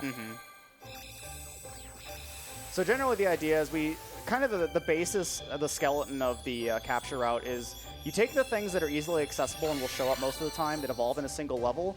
Those are the base, and then everything else that's kind of a single stage evolution or evolves in, you know, a few more levels than that is generally kind of wiggle room stuff. And, you know, like the bugs in Viridian Forest are a must-have because it's 3 free pokes. They evolve really fast. And, you know, just doing that, we get to 50 pretty easily.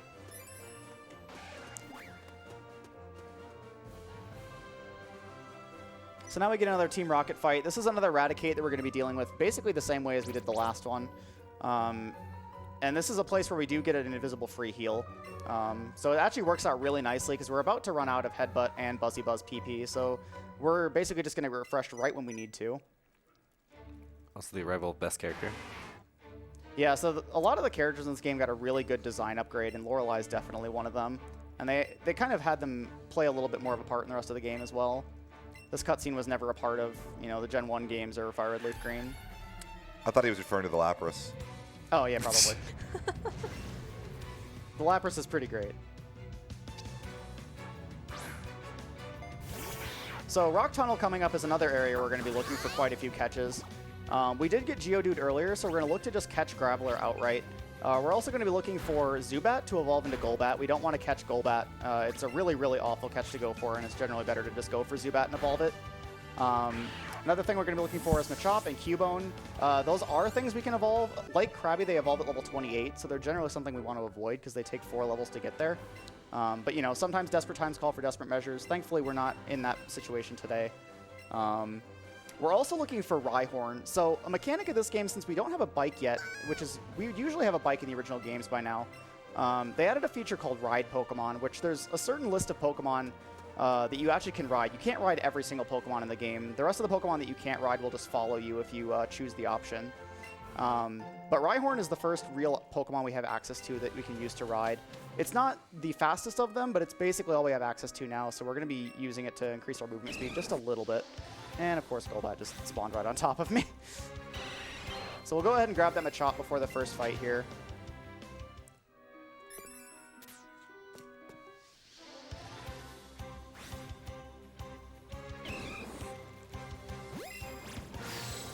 That's a nice quick catch. It's really nice when things just sit still and you get a ball on before they can really do anything. Another thing to mention, it actually does matter kind of how you throw the balls. There's a lot of different motions we've kind of tried out over the past few months. One of them involved just flicking the Joy-Con upwards, which is kind of weird seeing as you're throwing the ball, but it generally is more consistent. However, the animation was more of a lob. It went higher up and took a little bit longer. So this new method that we have of just kind of flicking it downward actually gives us a little bit more of a straighter shot, which saves a little bit here and there on catches. And there's a lot of different kind of fields of thought as far as how to do Pokemon on the sides. Like I know Etiquette, the current world record holder for Eevee, and I believe Pikachu as well, kind of holds it like this and like flicks it downwards, which I've tried out and it never works for me. I don't know how he does it, but basically what I do is just kind of a quick side-to-side like sliding motion, and it generally works pretty well.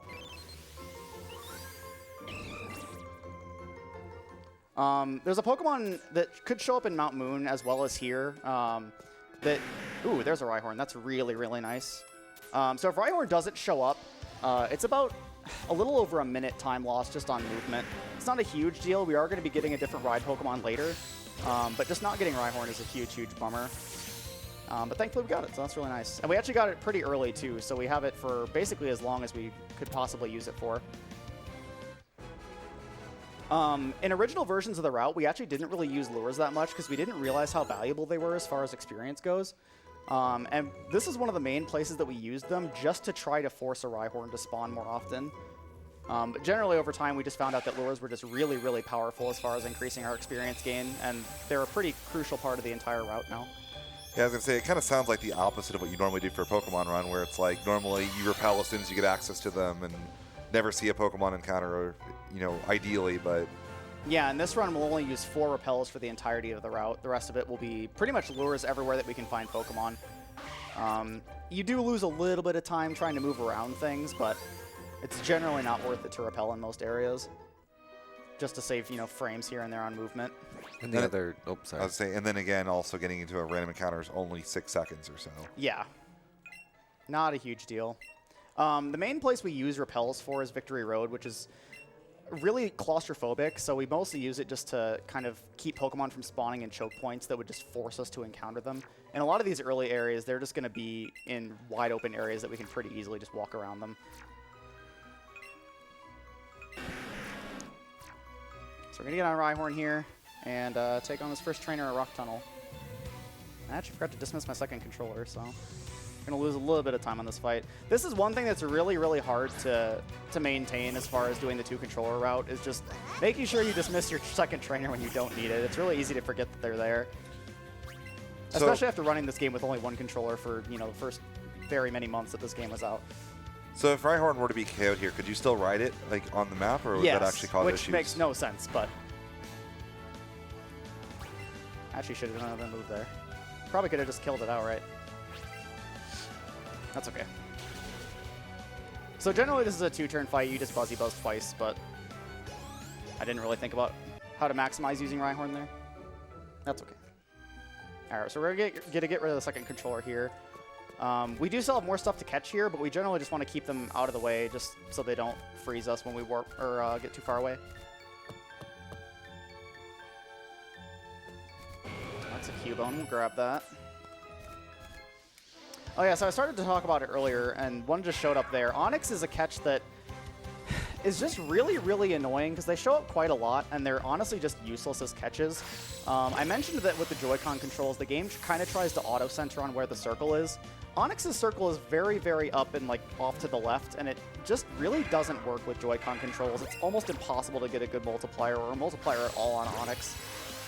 So generally, we just kind of avoid Onyx whenever possible. And this hitbox is huge when you're running past it, too. Yeah. It's also just a kind of hard Pokemon to catch. It's generally like orange as far as difficulty, which is the second hardest ring color. The ring colors aren't an exact science either. Like, not every green circle and not every yellow circle is created equal. It's kind of a gradient that you don't see. So like when you'll use raspberries, which are the berries that you increase catch rate with, like sometimes if you use a raspberry on a yellow catch, it'll go down to green if it kind of crosses that threshold.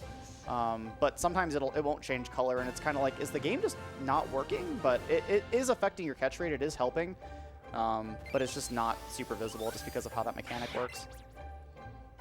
I believe there actually is a bit more of a few more colors on Go. I don't really play Pokemon Go, but I think it's a little bit more clear on Pokemon Go. I don't know why they didn't directly translate it here, but it is what it is, I suppose.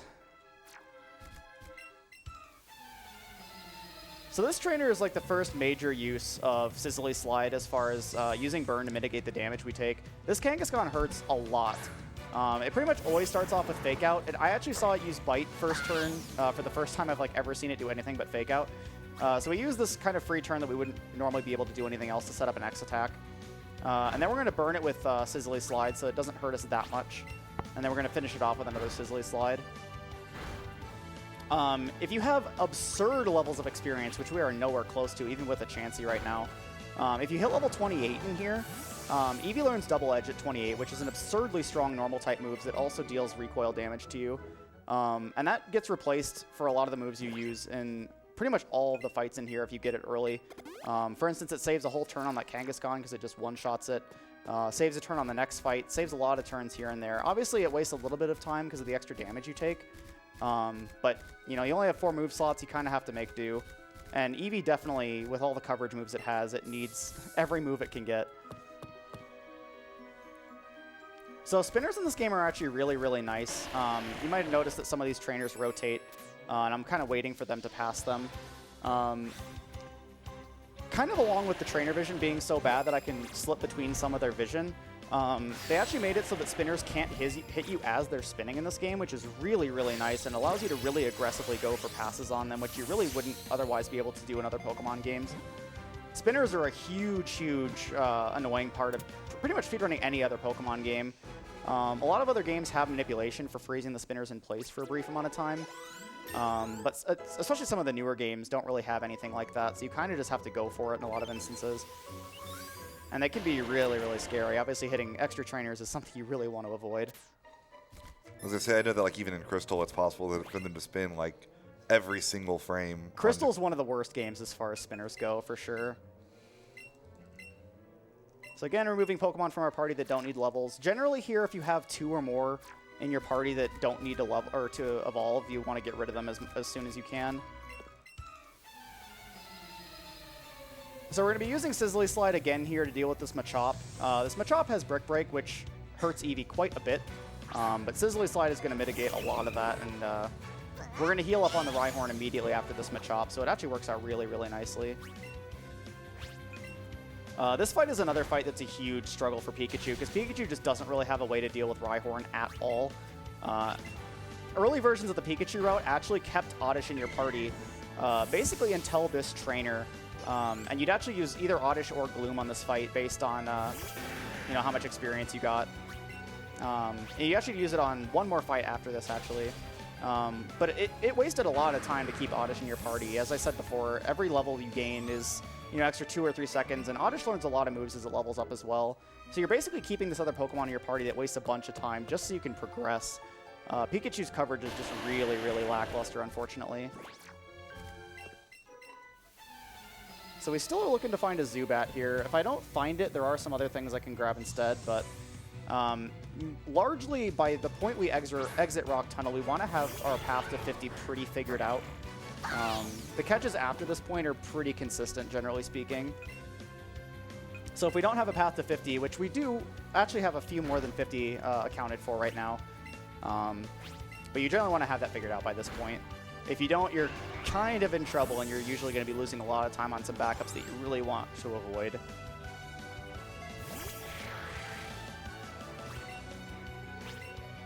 If you are newer to this game, something you can do is go back to relying on those random items in the underground tunnel to Vermilion that I mentioned earlier, and not sell the fossil, because getting the fossil and reviving it and then evolving it is a really nice backup if you need it. But you know, for relatively optimized runs, you want to avoid that as much as possible. Reviving the fossils takes a really long time. We actually used to, again, we used to revive the fossil for Kabutops just because we used that in the run. We also grabbed Aerodactyl for quite some time in Pewter City and revived that as well and used that as our ride Pokemon. But we have a little bit of a better option now that we don't revive the fossils anymore. And I'm probably going to sit at the end of Rock Tunnel here for just a second and see if we can force a Zubat to show up. It's actually one of the only runs I've ever done that hasn't had a Zubat show up, which is really, really strange. Generally, it's Rhyhorn that wants to be fussy. So we need to be topped off health-wise for the next fight. This fight generally isn't too threatening, but by setting up next special attack and then using Bouncy Bubble, we can just make sure we're topped off and save a little bit of menu time on healing before the next fight.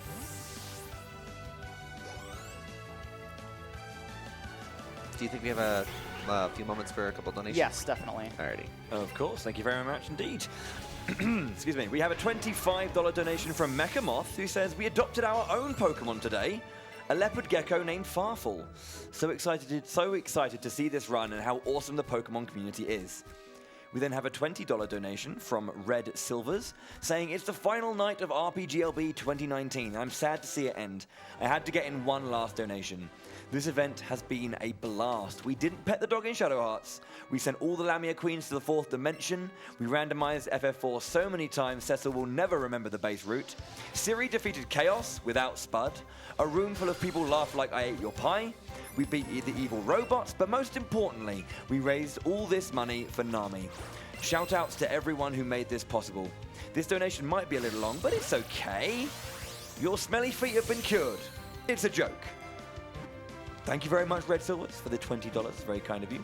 We then have an anonymous $100 And then, of course, and then lastly, a anonymous $300. So thank you very much for that lovely support you have there. I'd obviously just quickly give you a couple of updates. Serenica still in the lead of naming Starmie incentive with $550 still. Kabutops, the support has slowed. It's still $171.10. So if you want Serenica to have some competition, then you know what to do. And also would like to remind you that we do have some prizes available during the Pokemon Let's Go Eevee Any Percent run. For a $25 donation, we have the Pokemon loot box available. That is, that was donated by Red Silvers, who just obviously dropped a donation in. And there's a $10 minimum donation for to be entered into the Pokemon Bath Bombs and Super Deluxe Handbook. Excuse me.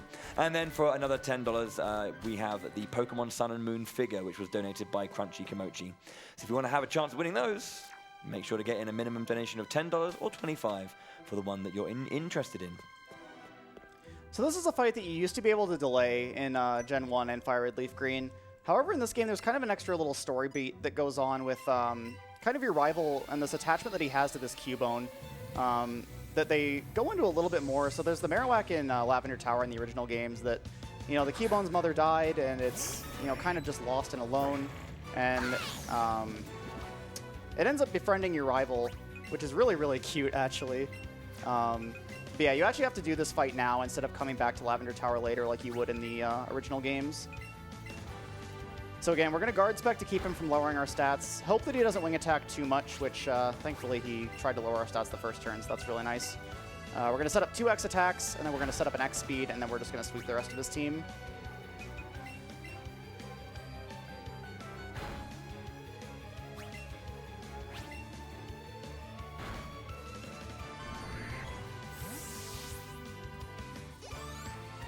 So thankfully we're out of the range. I mentioned earlier that if enemy Pokemon can use a move that has priority to take you out, they will. This Raichu does have quick attack, but thankfully we're out of the range that it'll do any damage or do lethal damage to us. So we're just going to avoid it using it altogether.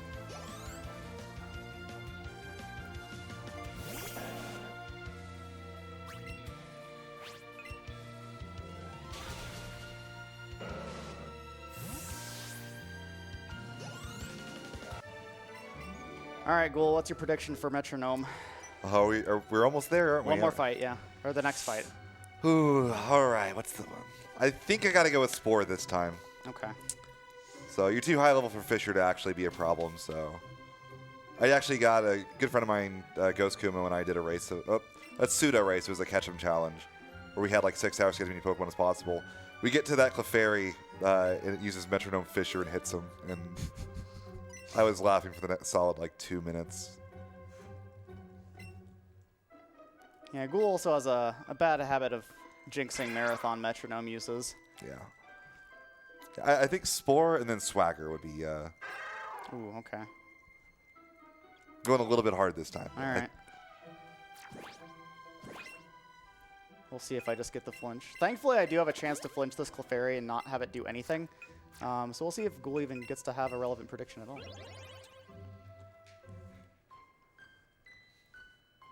The flinch is a, what, 30% chance? Yeah.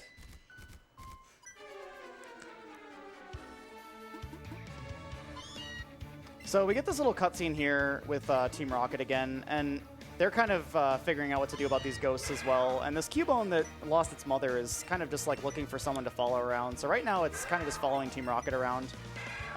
But we obviously know that Team Rocket's up to no good, so we want to protect the Cubone. So we're going to go chase after them and try to get it back. Give it a better home.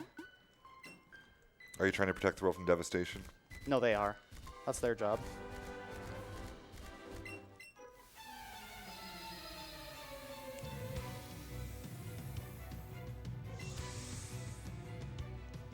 All right, moment of truth.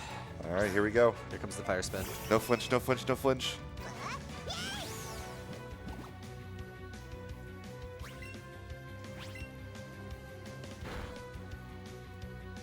No, okay, that's pretty boring, unfortunately. Yeah. I'm just going to go down to 2 hits. In the practice run I actually just did earlier today, it raised its defense and took an extra turn to kill, which a little trolly, but not super trolly. So there is actually Okay, well, that's fine. So Abra is one of few Pokemon in this game that actually has sort of a little overworld interaction. If you want to catch Abra, you actually have to sneak up behind it, or else it'll teleport away from you. Abra actually is a really nice thing to pick up, but by the time I reacted to it there, it was just, I was right in its line of sight, so it was gone immediately. There is a Firestone in that little section that's blocked by cut bushes. There's a little bit of a faster Firestone that we can use later to evolve Vulpix. But it would have been nice to pick it up there with the Abra, but didn't see it early enough. And it is faster to move around there, generally speaking. The return of the Edge dimension has come. Oh no. I am the Void. Alright, so we're going to pop in this Pokemon Center really quick. We're going to teach the last of Eevee's exclusive moves to it. We're going to get Glitzy Glow. So the two moves here are Glitzy Glow and Batty Bad. Don't ask. So what Glitzy Glow does is it's a 90 base power psychic move that puts up a light screen. Batty Bad is basically the physical version. It's a 90 base power dark move that puts up Reflect. The extra special defense from the light screen is actually going to come into quite a play on the next few fights. And just having a really strong psychic move is really good for all the poison types we're going to be fighting. So this trainer is a new addition to Let's Go. Let's Go actually removed abilities and with an intent to kind of simplify the mechanics for newer players since they were trying to get people from Go. So Pokemon don't have abilities, and generally the way you would manipulate which nature Pokemon had, that you know, if you were using them for competitive or trying to optimize your casual playthrough or anything like that, you would use Synchronize, which would make the wild Pokemon match the nature of the Pokemon with Synchronize, which is usually like Eevee evolutions. Some of them had it. Abra, Kadabra were some of the main ones to go to. So instead of the abilities, what they let you do is you could pay 10,000 Polka Dollars to that lady in that Pokemon Center, and she'll basically make your encounters that nature basically for the rest of the real-time day, which for us is going to be really, really useful for making sure we get the right nature on Starmie. So the Starmie we catch is basically the opposite of our Pikachu in that we don't control its stats, we get to control its nature. Exactly, yep. Yeah, so the Staryu that we eventually evolve into Starmie is going to have variable IVs, but a fixed nature, which is really, really nice. The nature is super, super important. So why is it that, you know, our Eevee seems to be doing fine right now? Like, you know, we've got these great, really interesting coverage moves, the better Eevee than normal. Why is Starmie going to come into play? So the easiest way to compare the stats of the Eevee and Pikachu is they're about equivalent to, overall, they're about equivalent to like the middle stage evolutions of normal starters. So naturally they're going to fall off and kind of be less useful as we get into the late game. We're also going to be obtaining a Staryu that's level 43, and we're actually going to be approaching pretty quickly here the end of the Eevee segment, and our Eevee is probably going to only get to about level 30. So not only is our Pokemon that we're using now going to fall off pretty bad stat-wise, but we're also just going to get a huge, huge level jump from obtaining the Starmie. And that was actually one of the main reasons we gravitated towards the fossils. Keyzron was actually one of the first people that like kind of worked on routing. And one of his casual playthroughs, he just kind of like realized that the fossil you revive is level 44, and he's like, oh god, this is like really, really good. Let's just use this. So kind of just for lack of looking for better options for a little bit, we used Kabutops just because it was really, really good. It had really, really good moves, and just generally dealt with everything we needed it to. And then we started to kind of look at the things that are available around the area where you revive the fossils. Staryu you can find in the wild there, Magikarp you can find in the wild. So there was a little bit of looking into Gyarados, which didn't quite make the cut. And there was a while that people were like full in on, you know, advocating for Starmie being good, and there was a lot of us, there was this huge push and pull between like, oh, do we stick with, or do we move on to Starmie, or do we stick with Kabutops? And you know, there was two basically separate trains of thought of people just optimizing the route with both, and we eventually just arrived on the conclusion that Starmie was better, and it's kind of held that way for months now. There are actually a lot of people who have done kind of meme races of this game with alternate Pokemon that we don't actually use in the run. Wartab, who I mentioned earlier, did one with the Butterfree that was absolutely miserable. I actually made a route for Jinx that I never ended up getting to do because I ended up, the races that we were going to do just ended up never happening, unfortunately. I still have that route kicking around to maybe try some point, but Keys actually had a Mega Blastoise route. There's a lot of really cool routing opportunities with this game. There's just, the wild Pokemon in this game are just such a high level that you can generally just kind of main swap whenever you want to. And there's a lot of really decent options to get through the game with. I know that like the quote-unquote day one route was actually using Zapdos, I believe. That was kind of a theory route as far as just going to Power Plant, getting Zapdos, and just like YOLO balling it, for lack of a better term. Wartab is actually the main person who put in science on that route as well and kind of debunked that being decent at all, which is pretty good. That actually would have been awful. Just the legendary birds. So the way that the legendaries work in this game, since normal catches work like Pokemon Go and you don't actually fight them, they wanted to make the legendaries and the Snorlaxes a little bit more momentous by making you fight them first. So not only would you have to knock out the legendary birds, but you'd also have to catch them, and they're red catches that move around a lot. They're extremely difficult to deal with. So they're just like really, really inconsistent, even though they're really good Pokemon. They start at level 50. I think they're still level 50 in this game. Yeah, they seem really good on paper, but when you actually think about what it takes to get them, it's just really not feasible.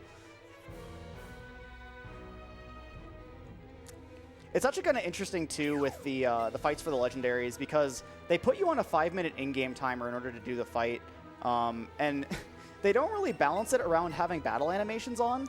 So if you have battle animations on, you're just at a straight disadvantage because the timer is the exact same. I don't know why they didn't, adjust for that at all, but... It's funny, I've always thought that was funny in VGC that animations are on for VGC, which VGC is of course the official Pokemon competitive format where it's doubles, but that is a timer, and your animations are always playing in VGC battles. It's the fact that they don't turn them on for those is actually kind of funny. Yeah, so if you're struggling with the legendaries in this game casually, just turn battle animations off and you'll have a lot easier time probably. This is one of the cutest moments in the game as well, when you get to send either Pikachu or Eevee up to go do this. I think it's the only time that you actually control them separately. Yes. It seems like a thing that they maybe wanted to flesh out a little bit more and just never really got to, but it's cute for the little bit that it happens. It's a nice little twist on, the grunt here in the originals just kind of drops the key and goes, oops, and runs away. So he actually makes a concerted effort to throw it away from you, and you have a sneaky little way to get it. So if you've seen a Gen 1 speedrun of this game, you might also be thinking, well, why are you doing this? Pokédolls, I don't even think exist in this version of the game, but that was also patched in Fire Red, where in Gen 1 speedruns, you can go to the Marowak, and instead of actually, using the Stealth Scope to look at it, you can use the Pokédoll to just run away from it, and the game thinks, oh, well, you ran away from it, you're good. Yeah, and in this game, you actually just don't even have a real fight with the Marowak at all. There's just like a cute little cutscene that plays, which is actually one of my favorite cutscenes in the game. I probably am going to let it play out for the sake of the marathon. It's a lot of people's favorite cutscene in the game. It's very similar to if you've seen Pokemon Origin. It's very similar to how that episode plays out. It's really, really well done. This game actually pulls a lot of references from like Origin, from the manga. Like they basically pull out all the stops as far as references, which is really, really cool to see actually.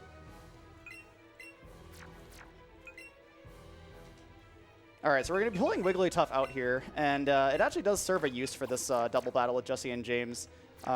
This game does have the fairy type in it. We're going to save this to be safe here. There really isn't that much risk on this fight anymore. Old routes used to just lose runs in this section all the time. Yeah, we should be fine, but... so we're actually going to use this Wigglytuff as bait. We really don't want Eevee to get poisoned, and Jesse and James have an Arbok and Weezing now that are much, much higher level than what we've been fighting them at before. So they really, really hurt Eevee, and we really just don't want that to happen. And as I said before, if the enemy thinks they can take you out with something, they will. So they're just going to both gun down this Wigglytuff here. And we're going to use that to kind of keep Eevee protected for a little bit.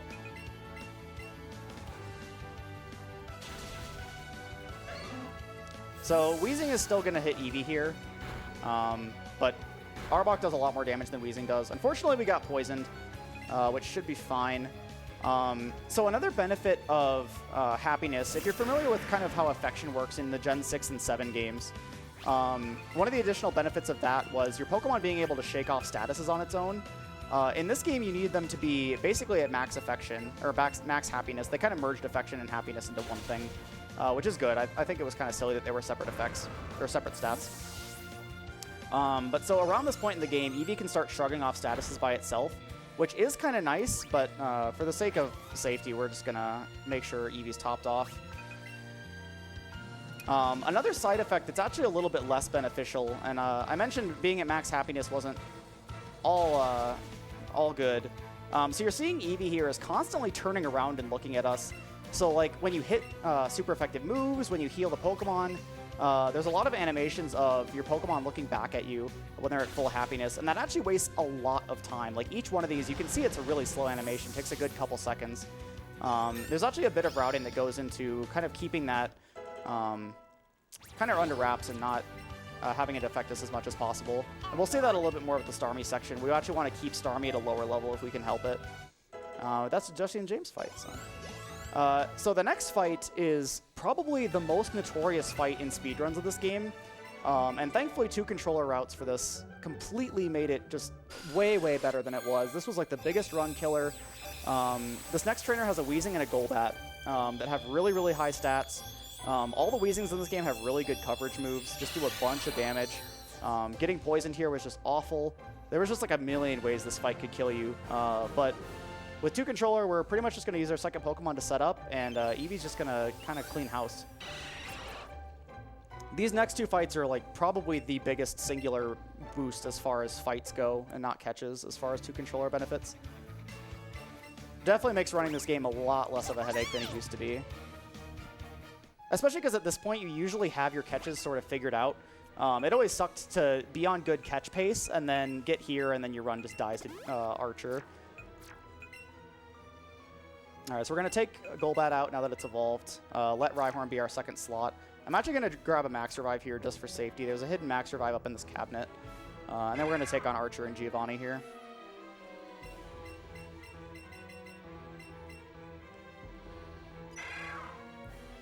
So when you do the 2-player fights, you use both controllers. Is it ever weird to menu on both controllers individually, or is it? It's a little weird. It's kind of nice with having both controllers in the holster. But you do have to remember, because, I mean, normal double fights, you just use the one controller for. It is kind of a conscious effort to remember that you are using the other controller. And it is actually a little bit slower to call on the support trainers during fights. I'm kind of just spacing out here, but that's okay. Thankfully, you have the option of calling them in during a fight, and you aren't just completely messed up by it. It's really, really forgiving in that regard. So we're going to get a Glitzy Glow off here, put up the light screen, mitigate a bit of this damage that Weezing's going to do. Thankfully, we don't really care about Rhyhorn's HP that much. I am just going to heal up Rhyhorn here, just because we do still need it on the next fight. And Eevee's basically as set up as we need it to be.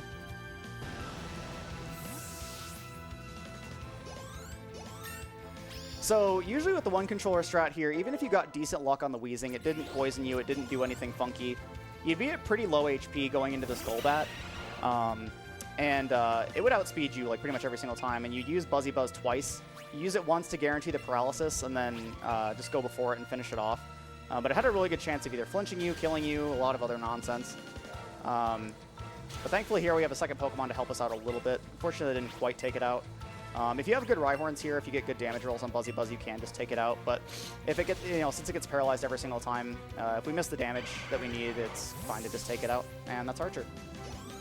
And thankfully, we're full HP on Eevee, so we don't really need to heal up in between. This fight also used to be really bad. So Giovanni has a Persian and a Rhyhorn. And all these Pokemon have really high HP AVs as well, so they have a lot more HP than you would expect them to. So they don't die to a lot of things that, they really should be dying to in other games. So we're going to be setting up a lot of X items here. Persian's going to go for Fake Out on Eevee turn 1 almost every single time. So like the Fake Out on the Kangaskhan earlier, we're going to use this turn to just fully set up X items on Eevee, and then just kind of feed X items into it for the rest of the fight. This is probably the last fight that Pikachu really struggles with. Again, it's another Rhyhorn, doesn't really have a good answer for it. So we generally just do as much. We take out Persian with Pikachu, and then have Rhyhorn take us out, do as much damage to that as we could, and then have Gloom finish it off. It was really, really janky, and Pikachu can actually deal with this fight relatively easily now. I remember the old days where I would get here, and then it's just like, no, I'm done, I guess. Yeah, these fights were just huge, huge run killers. but thankfully they're not so bad I'll nowadays. Yeah, I'll definitely be looking into it more because I still only own the Pikachu version, and I just love that version.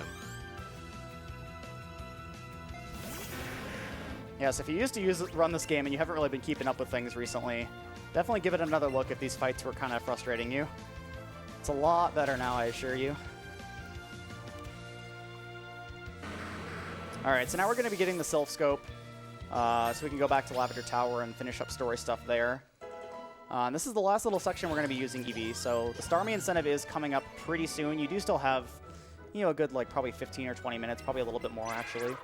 So get those donations in if you want to change the Starmie name. So was that Persian or that Rhyhorn one of the Pokemon that had those increased AVs and HP, or? Yes, they both do. Okay. Generally, most of the important like named story characters all have extra AVs and HP.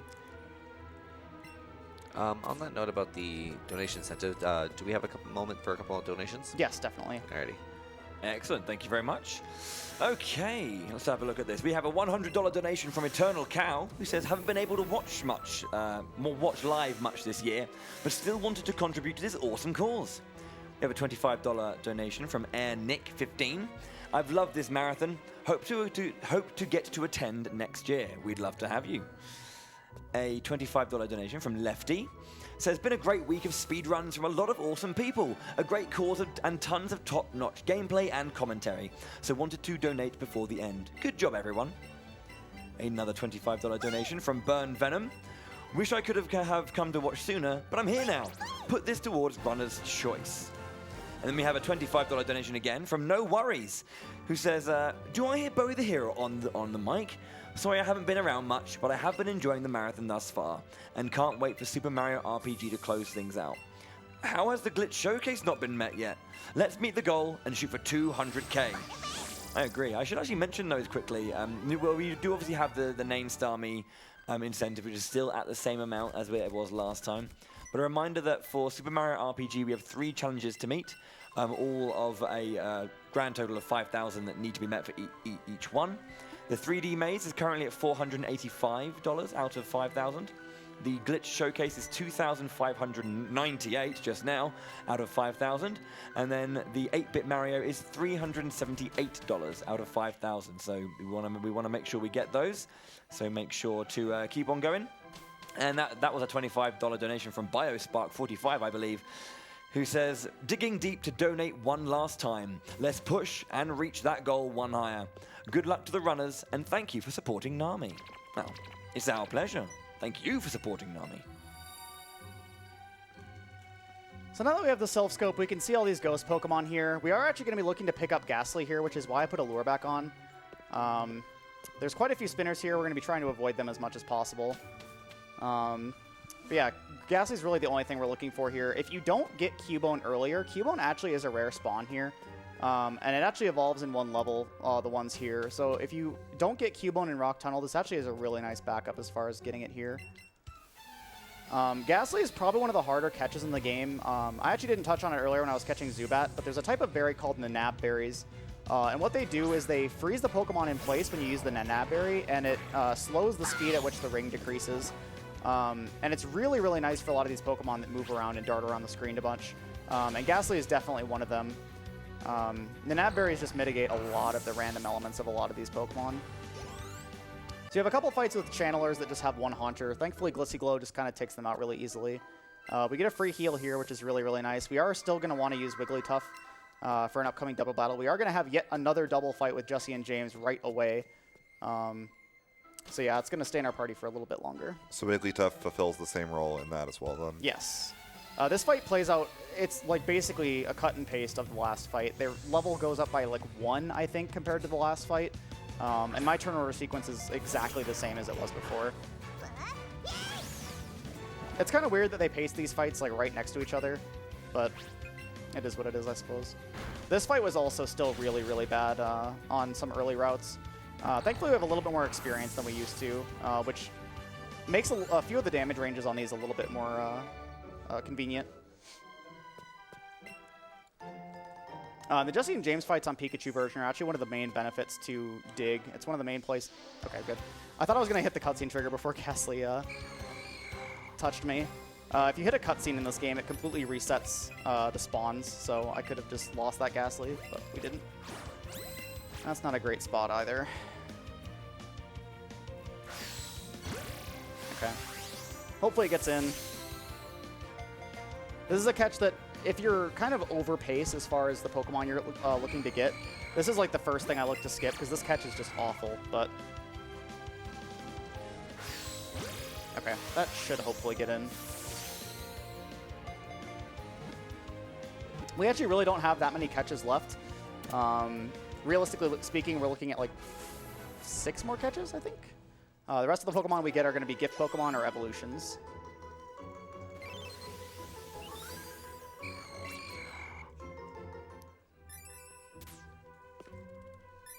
All right, so we're going to let this cutscene play out because it is really cool. It's nice and touching. So this part of the cutscene you can't skip because there is text. As soon as the text stops, though, there's like a little extra pre-rendered section that you can skip.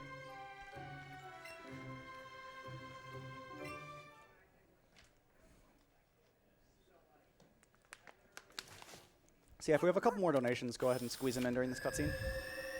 Can do, can do. We have a $25 donation from Shadow Darts that says, here's to 200k. Let's go. My voice is too scratchy to do actual Mario voices. Cinder donates $25 saying, I just wanted to thank everyone behind the scenes. The volunteers, the staff, the runners, and also the staff at the hotel. Everyone is awesome here, and you'll never feel more comfortable whilst here. Just keep donating to break last year's total. We have a $50 donation from Skinny Santa saying, thanks to everyone running this. Mental health is one of the least funded areas in healthcare, and everything you are doing helps fix that. Thank you very much for those donations. So as poor Cubone sees its mother for one last time and decides to go with our rival for the rest of the game, it just wants a friend. It's just a really touching scene. I'm really glad they added that to this game.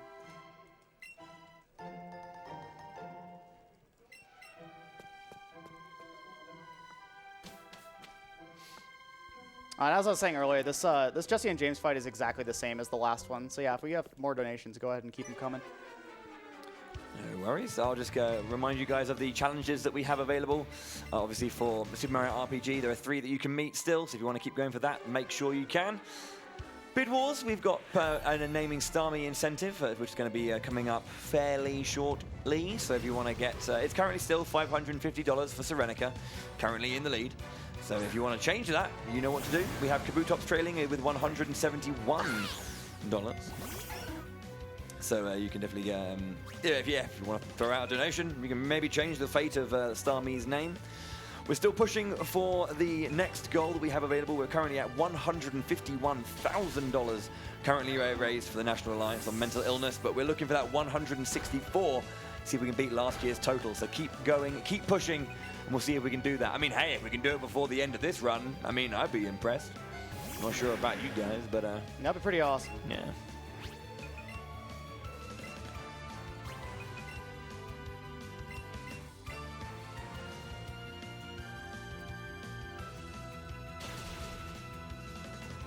All right, so this is going to be the last fight we use Eevee. We're not getting Staryu quite yet, so you do still have a little bit of time to get your donations in for that. But this is the last we're going to see of our cute little Eevee friend, unfortunately. Finally just kind of falling behind a little too much, huh? Yep. I mean, you can see right now we've done, all of our level 2 catches and stuff, and we're still level 29, and the Wheezing here is level 34. So we're already falling off the leveling curve a little bit. Yeah, and then we're going to jump way ahead of it again, so... They actually did a really good job with balancing the leveling curve in this game and incentivizing you to switch Pokemon and stuff like that. A lot of the wild Pokemon do keep up very nicely with the level curve. So they really want you to kind of switch your party up a lot, which is a really nice touch, because generally in Pokemon games, I feel like they don't really push you to kind of catch things or really change your party around that much, especially once you get around to mid-game, just because everything's just like so weak in the wild, and it's a lot of work to keep them caught up. So we're going to get the Poké-Flute, which allows us to get past the Snorlax that's blocking the way to Fuchsia from Celadon. And that's exactly where we're going to go to progress. Also, the drawings on the back wall there are adorable.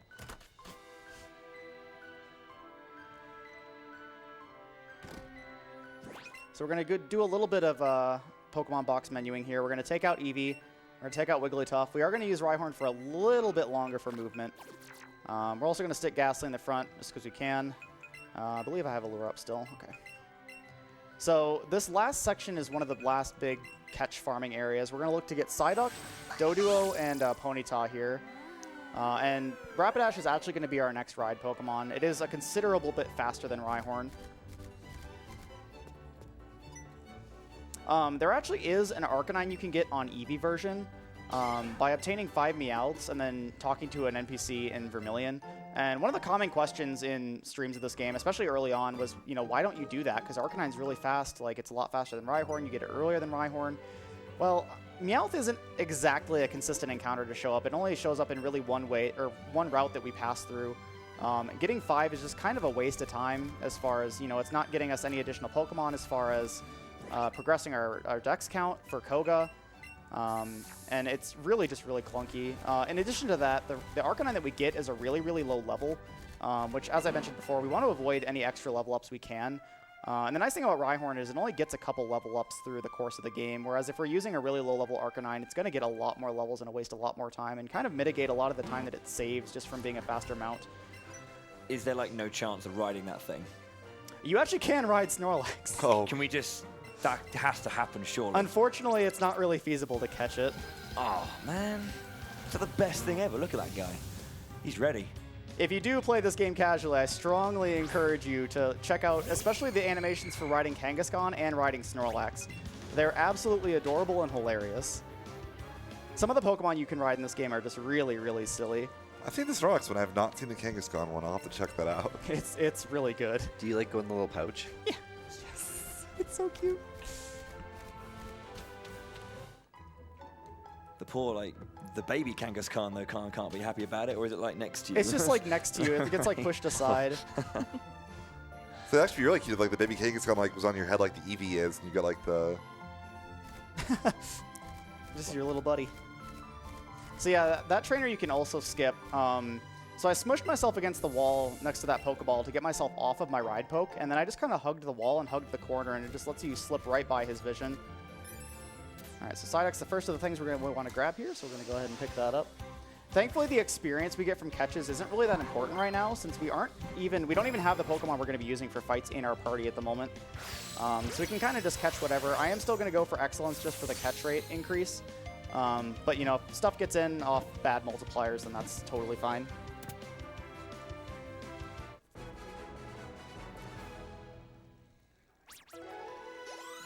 And of course we get a pretty good multiplier off of it, when it doesn't really matter that much. Alright, so hopefully Doduo and Ponyta also show up pretty quickly. Okay, that's good. So as soon as we grab this, we're just going to immediately use one of our rare candies to evolve it into Rapidash. You actually can't ride Ponyta, but you can ride Rapidash. And it's, like I said, it's about 30% faster than Rhyhorn, so it's going to be a considerable speed increase from what we've got. Plus, it's a higher level, so it's not going to be gaining as many extra levels than Rhyhorn.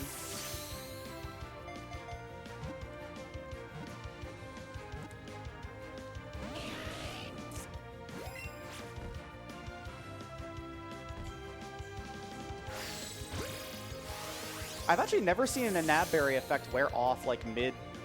That's really weird. I've actually never seen that. And it's the first time for everything, and it's usually at marathons. This is a really awkward spot to go for catches. Okay. So I kind of have to do my side-to-side motion, but not quite as hard as I usually do, but also not so soft that it doesn't even register the direction correctly. Ponyta is one of the few Pokemon that can kind of slip into that spot, and it's just really, really awkward, which is the main reason I use the Nabberries for it. So when you use a Nabberry and then you fail to catch, the berry wears off then, correct? So generally the way berries work in this is, yes, they only work for one ball toss. Nabberries kind of have this weird property where their effect sometimes persists after one throw. The Pokemon usually doesn't stay in place, but the ring speed stays slowed down. But yeah, I've never seen it like speed up mid, like just waiting to throw a ball like that. Like that's really, really bizarre. But yeah, like raspberries, their increased catch rate only affects it for one. Every other berry only affects, or the bonus only lasts for one throw, much like it does in Pokemon Go.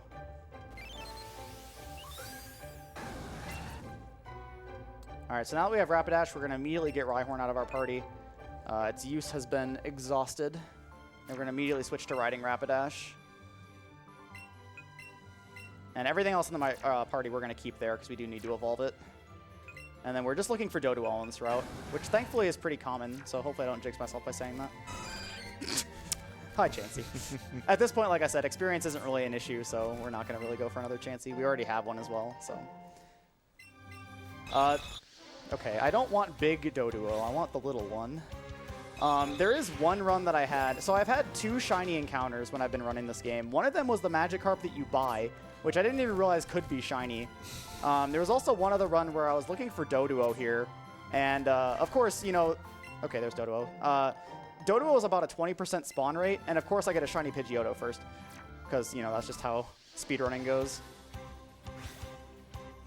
I think I was actually watching, and that was a race, wasn't it? Maybe. I know the Magikarp happened during a race. Yeah, that's the one I was talking Yeah. about. It was between you and Keys and someone else, I believe. Etiquette. Just think that weird Magikarp spasm, like, I get rid of this like ugly one for like 500. Everyone's like, oh my gosh. I mean, it's a pretty good deal for 500 Pokédollars. The game still tells you it's outrageous. He just doesn't know what he has. He doesn't know how valuable it is. Oh my gosh.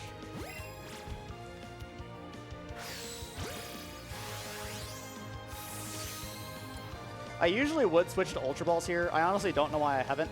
I guess just spacing out, but we're totally all right. We have 3 more catches we're going to do, so I'm going to remember to use Ultra Balls for those. You don't get access to that many Ultra Balls in this game. I think you wind up with 8 just through the progression of the main game. So you don't get a ton to waste on catches, but you get basically just enough to cover you for the rest of the catches once you get them. So that's everything we need on Pokemon Road here. So we're going to be heading to Fuchsia, getting this game's equivalent of Surf, which is called Sea Skim. And then we're going to immediately fly to Pallet Town and head to Cinnabar. And that's about when we're going to get Starmie. And your overall Pokemon pace for the 50 Pokemon Koga requirement is pretty good so far? Yeah, I'm on pace for 51 right now, so I can basically skip one of the evolutions or one of the gift Pokemon. I have a little bit of wiggle room, but pretty much everything else I'm going to get is basically guaranteed to show up. Also, those trainers are blind. I also think I forgot an elixir, so we're going back up. I don't trust my memory right now. Okay, I got it. We're good. That elixir is extremely important. If I don't get it and I didn't realize I didn't get it, like, the run would just die in the Elite Four, so kind of something I need. So there's a race I did with Keyzeron on Spike and Hobbs' little, like, speedrunning show they do called Speedrunning Underground. And it ended up costing Keys the race, unfortunately, that he missed one of the ethers / elixirs in the route, and it was really, really unfortunate. It's just so crucial for the routing of the Elite Four. We use Psychic a lot on Starmie, and we pretty much just need all the uses we can squeeze out of it.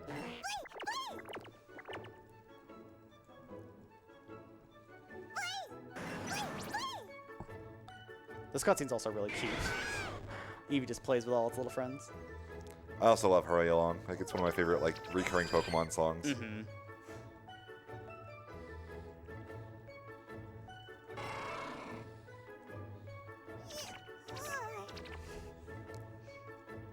Poor little Eevee's just so tired and happy, though. There's so many friends to play with. So you might also be wondering, since we're shooting for 50 Pokemon caught, why don't we just go to the Safari Zone and obtain a lot of the things that are in the Safari Zone? Well, this game actually doesn't have one. They replaced the Safari Zone with an area called Go Park, which is basically the main hub for Pokemon Go connectivity. You can actually transfer your Pokemon from Pokemon Go into this game. You can't transfer Pokemon from anything outside of Gen 1, but it's kind of just the main hub for bringing your Pokemon over to here.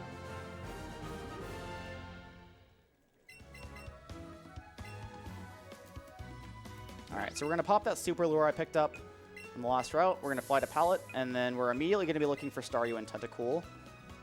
So the 2 things we really want to get here. One weird quirk about encounters that you get on water, you actually can't use 2 controllers to catch them. I guess like since you only have one Eevee, your support trainer just doesn't have anything to use a surfboard. I don't know, but you just like can't use your support trainer here. So we are gonna have to do these catches the normal way. And that victory bell's a 1% spawn, by the way. Totally not important, but let's grab this tentacle, I guess.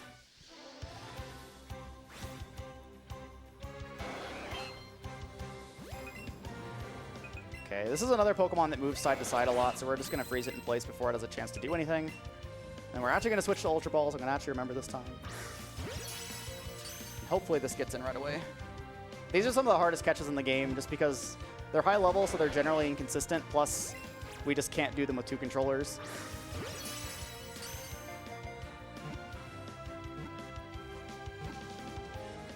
Okay, cool. So it is also important to note when we're looking for our Staryu to switch to, it's actually very important that we don't just catch a Starmie. It's actually very important that we level up Staryu to level 45 and teach it Hydro Pump. It's a very strong water-type move that is going to come in a lot of handy for finishing stuff off. Hi, Tentacruel.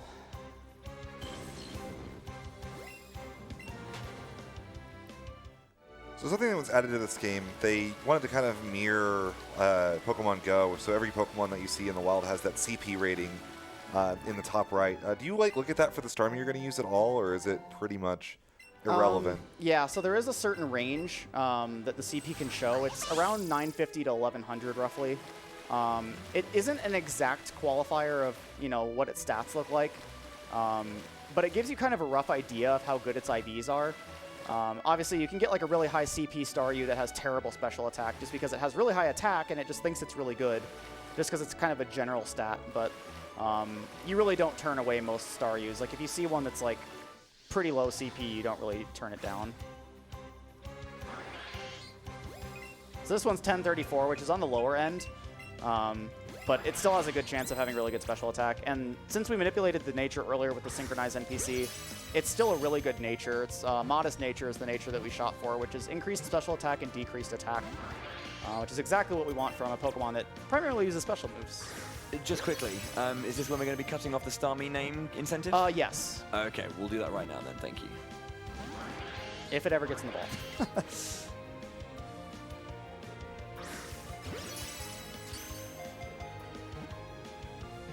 Does the Pokemon you catch also get the experience for when you catch it, or is it only the Pokemon in your party? No, it's just the Pokemon in your party. Okay. Okay, so you want to name your Staryu now? I'm actually going to be doing it on a menu in like a minute, so I'll ask you for it then. No worries, thank you. Got to be as optimal as possible with these incentives. Of course, of course. And one of the nice features in this game is rather than having the name raider like we had to use last year with our Gyarados, you can rename your Pokemon at any time in this game. So yeah, it's one of the nicest features they added in this. I kind of also just kind of glazed over it, but I've been accessing my box from anywhere, which is something that you couldn't do in other Pokemon games, which is really, really nice. They did a lot of really nice things in this game as far as just really incentivizing you to catch as many Pokemon as possible, which is something that I don't think other Pokemon games have really done well enough. I mean, Pokemon's tagline has always been gotta catch them all, and I don't think really any game has really nailed pushing you to catch them all until this game. So huge, huge props to this game for kind of getting that right, I think. I do like how the speed runs more. Gotta catch a few. Mm-hmm. Like that. Do we have some time for just a few donations? Yes. Excellent, thanks so much. We have a $150 donation from Devin with no comment, and a $150 anonymous donation with no comment, so thank you very much for those. We have a $25 donation from Amboss that says, hey, RPG Limit Break, keep up the good work. Shout outs to Rhiney and Dark. Thank you. We have a $25 donation from Pig Z. Be the very best, like no one ever was. I agree with that. We should definitely strive to be the best. We have a $50 donation from MNM saying, awesome event. Thank you to everyone involved. A $10 donation from Arctic Reverus. Great to see Ouro running Eevee. Such a comfy run. This is a Muckmane run, right? Cat Boo HD. Sorry, Arctic, it's the wrong version for Grimer. It's in Pika. And we have a $25 donation from Aaron151. Says, Hey there, speedrunners and Poke Trainers. This is my first year watching RPG Limit Break, and I've had a blast. Congrats to everyone for stepping up to raise money for a good cause. Thank you very much, Aaron. Don't ask why I did that in American accent. I just did. Cheers. Yeah, that really threw me off.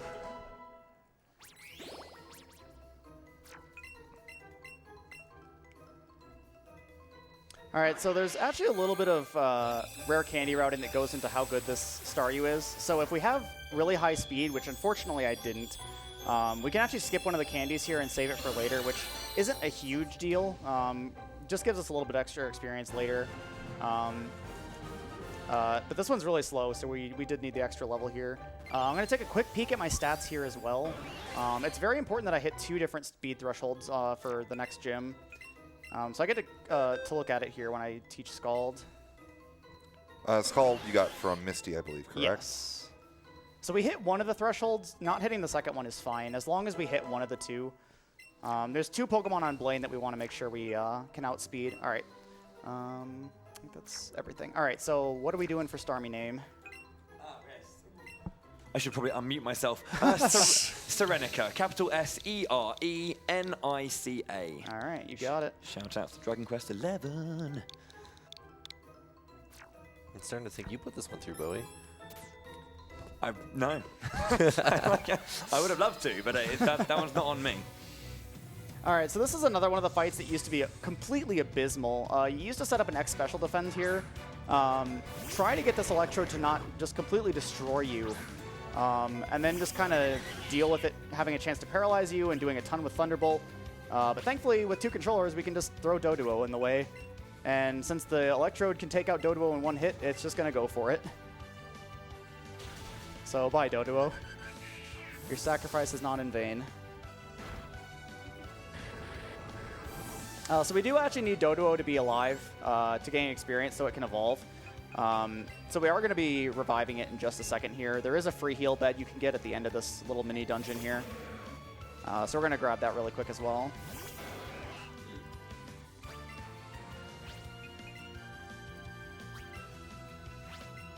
This is also a good example of kind of what I was alluding to earlier, where you don't want to use 2 controllers for every single fight.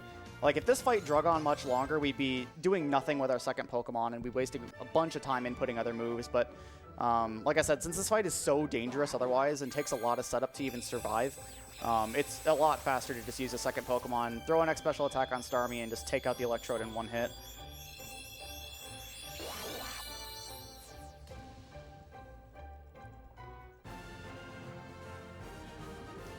So we're going to grab a quick Firestone here, grab another rare candy in the basement of this area, get the secret key that we need to enter the next gym, and then we're finally going to see another gym fight, which we haven't had one for quite some time now. This game just really opens itself up. Gen 1 was already really open, but you can do so much of this game in any order you want. So the gym order we're actually going to be doing is 1, 2, 7, 3, 4, 4, or 5 and 6 are kind of, you can argue which order they're meant to be done in. And then we're going to be doing 8. It's actually funny, we get a cutscene after this next gym that our rival comes up to us and assumes that we have 7 badges, and he's like, oh, we should go to Viridian and go take on the 8th gym. And it's just like, we have a little catching up to do. It's okay. He just showed him the Volcano badge, and he's like, oh yeah, you must have all the others, right? So we're going to grab a quick free heal here. There's one more rare candy in this next... Okay. I don't know why I was mashing there. That's okay. Just heal twice for safety. I feel like that's just the speedrunner habit. It's just like mashing when there's nothing going on, just out of habit. You just want to do something with your hands. Yeah, I catch myself doing it with tactics as well. They have these long auto-scrollers, and I'm just like... Just gotta press buttons. I gotta do it. I'm going fast. Guys? What's up? Profness just donated $1,000. Oh my gosh. Wow. Thank you very much, Profness, for the $1,000 donation. He says, if I'm still wearing my badge, It's like I'm still at the event, right? And holy heck, you hit 150k already? Wow! Here's to keeping up the pace. Provisionally, let's put this towards the SMRPG Glitch Expo. But if Vulligin and the folks on tech behind the scene, do you have a laptop or desktop in front of you? Is it on the on-site coordination channels? Then this means you can agree on a better allocation, knock yourselves out. You've earned it for keeping this crazy train on rails all week. Thank you, Prof Ness. That is nuts. Thank you so much, dude. And also, as an aside, a $40 donation from Dragon Easter, saying, such an entertaining marathon this week. Great job, everyone. Use Splash Attack. We probably should. Let's go. So they reworked this gym a little bit from the prior games. This was always kind of quiz-focused, and he asked you very similar questions to the one he's asking you in this game. But they just made it a whole lot cuter in this game, and it's just this is probably one of my favorite redone gyms in this game. Blaine's just having a good old time. Eevee's getting really into it too. I mean, Eevee's on a game show. Like, I'd be into it too. He's like, heck yeah, let's do this. All right, so this fight is pretty straightforward. Really, the only improvement that can come from this fight is hoping that Magmar uses Flamethrower on turn 1 and doesn't burn us. The burn isn't that big of a deal, but usually it leads off with Confuse Ray and confuses us, and we need to heal that off. So you save a turn on this fight if you get a little bit lucky. As I said before, we didn't meet one of the speed thresholds, so Rapidash is going to outspeed us, but it doesn't do nearly enough damage to be threatening. So we're just going to be able to pretty cleanly sweep the whole fight. Okay, no fast Blaine, that's fine. That's pretty typical. It's really, really uncommon to see Flamethrower turn 1.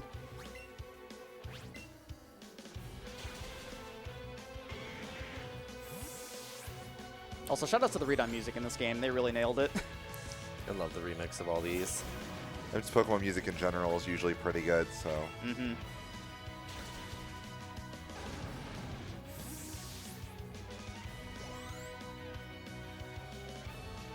All right, so this part of the run goes by pretty fast. We're basically just going to be cleaning up the rest of the gyms that we've been skipping pretty much the entire run. So we're going to go back. We're going to take care of Surge after this, and then Erica, which are a lot lower level than we are now. So we're just going to kind of destroy them. Erica is actually one of the fights that was kind of one of the deal breakers as far as Kabutops, because you actually did need to do a bit of setting up on Erica still. And the Tangela will actually just destroy you based on what your Kabutops' stats were. There was actually a really kind of complicated set of stat distributions that I had in my original notes for Kabutops. It was like, you know, if you have, you know, this certain defense threshold and HP threshold, you actually have to use Pikachu for the fight, and you had to teach Pikachu's second exclusive move and like all this other stuff. And it was kind of a mess of a fight, but Starmie just kind of deals with it super, super cleanly. So that's one of the downsides to Kabutops, just being the double type weakness to Yeah, grass. being 4 times weak to grass is just really, really bad. So our rival's going to go off to Viridian, I guess, and we're just going to kind of clean up all the stuff that we haven't been doing. So we're going to fly straight to Vermilion. And anyone who's familiar with any other speed run that goes through Kanto and has to deal with trash cans, this game thankfully dealt with it in a very, very nice way. They are 100% consistent in this game. They are always the same, never change. You can do them in any order you want. It's just a huge, huge nice thing for consistency. The trash cans are just notorious in every other version of the Kanto games. So even if you do trash cans and then are wrong, like the same ones will still be right? Yes, like it's the same 2 cans, but you can do them in any order. So it's always the top middle and the middle can that you interact with. And as it has been RPG Limit Break tradition for Pokemon games, almost always the controller has been handed off to someone else and making these runs co-op. So for these next couple gym fights, whoever on the couch wants to take the controller from me and take over. I mean, Koss has run the game, so I think that makes it Yeah, that's probably- kind of cheating. Yeah. So here you go. So just mash A for this fight, somebody. Okay. Yeah. And we can let a couple donations roll during this as well.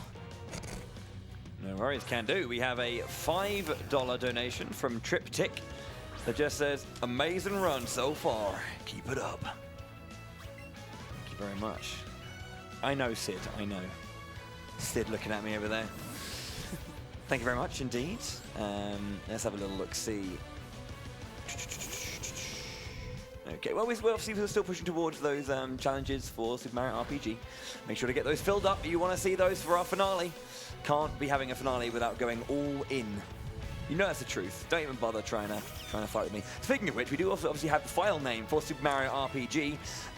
Currently, it's an 8-carat character limit, and currently, Luigi is in the lead with 282 doll hairs. We then have Booster with $100 coming in second, and Pain Man, okay, coming in third with $40. I don't know about that, but there you go. GG's. Beat him. Nice and easy. Let's give Cassie a hand for helping me out there. Thank you. Perfectly optimal fight. So now we're just going to immediately fly off to Celadon, take care of Erica. So as I mentioned before, Erica's gym requirement is you have to have a cute Pokemon to show to the trainer that's guarding the entrance. And as far as any runner of this game will tell you, as far as we know, every single Pokemon we've tried works for this. So she thinks Grimer's cute, she thinks Coughing's cute, she thinks Aerodactyl's cute. She's just thinks everything's cute. So it's a very weird requirement, but it's kind of nice that anything works, I guess. Initially we thought like, you know, maybe only Eevee or Pikachu works. You know, maybe it's based on like happiness or something. We really don't know exactly other than just everything works. So maybe the actual requirement more is to just get chopped down from... Yeah.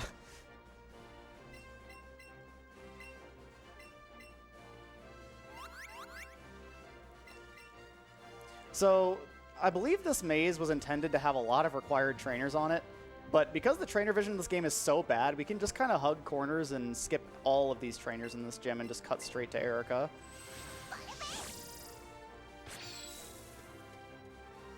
I actually do like the way they redid this gym. So like the original versions of this gym were just kind of a little open hallway that you just kind of cut through and there's some trainers blocking you. They actually turned it into a full-on maze, which is really, really cool, actually. So it's kind of almost like they combine the original design with like how Whitney has been handled in the remakes. If only the trainers could actually see you. We're just really sneaky. This is actually a stealth game.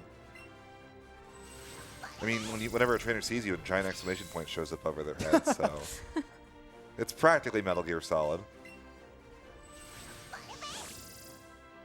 Alright, so whoever wants to take over this fight, this is a little bit harder. You have to menu down to Psychic first, and then spam A. So I don't know if anyone wants to That's a lot of pressure. that. That's a lot of pressure. Alright, Ghost Kumo, you got it.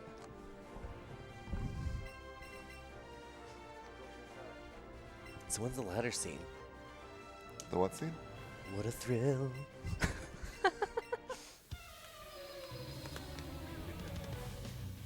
I got it, don't worry. Yeah.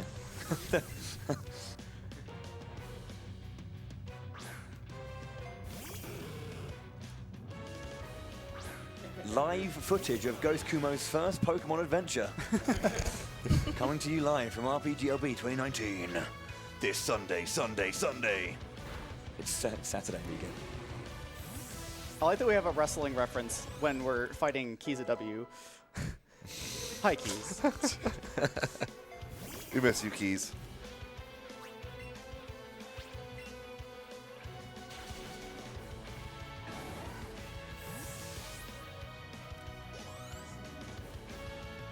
So one of the nice benefits that Kabutops had here actually is that Kabutops learned Leech Life at level 48.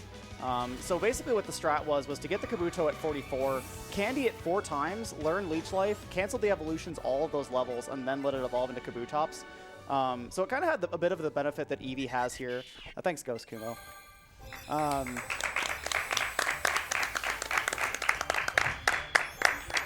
It had a bit of the benefit that Eevee had of being able to heal itself with Bouncy Bubble, kind of continued on, which actually did save a little bit of time in menuing, but it just struggles so much with this fight. It was just awful.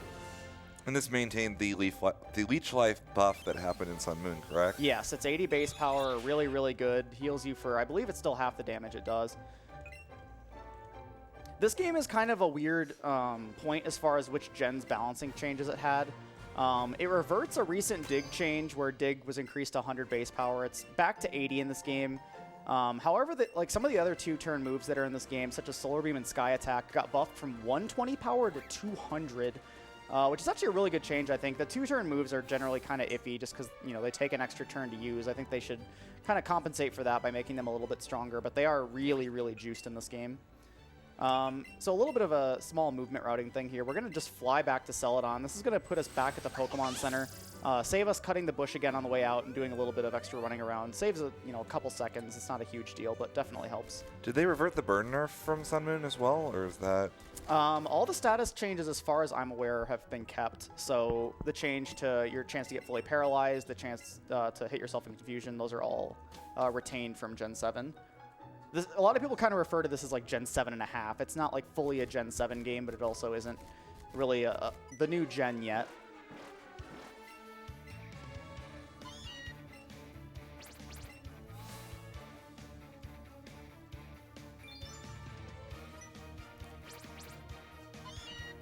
All right, so we're finally doing Silph-Co, which I guess you're intended to do this a little bit earlier as well, but we've been skipping around quite a lot. So we actually do have a required fight with Blue here. This is the only time we fight him in the run, and it's actually a decently hard fight considering he only has 2 Pokemon.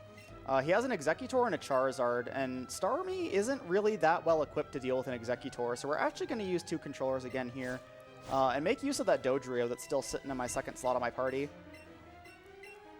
What we used to do with the old fossil-focused route is we had... Kabutops also couldn't really deal with this fight overly well. So we would use Aerodactyl, actually, which we, like I mentioned earlier, we got that for our ride Pokemon. So we used Aerodactyl for this fight, which is really neat. Rip the Fossy Posse. Yeah, it was really cool because Starmie and Kabutops are both some of my favorite Gen 1 Pokemon, and it's really been cool to have both of them have their time in the spotlight.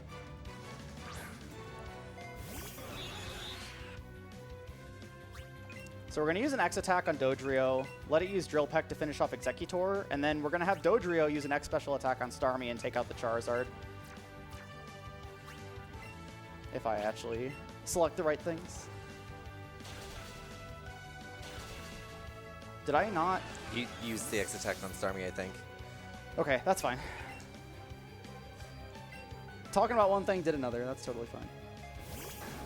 This is what we got revives for. Let's use the max revive here.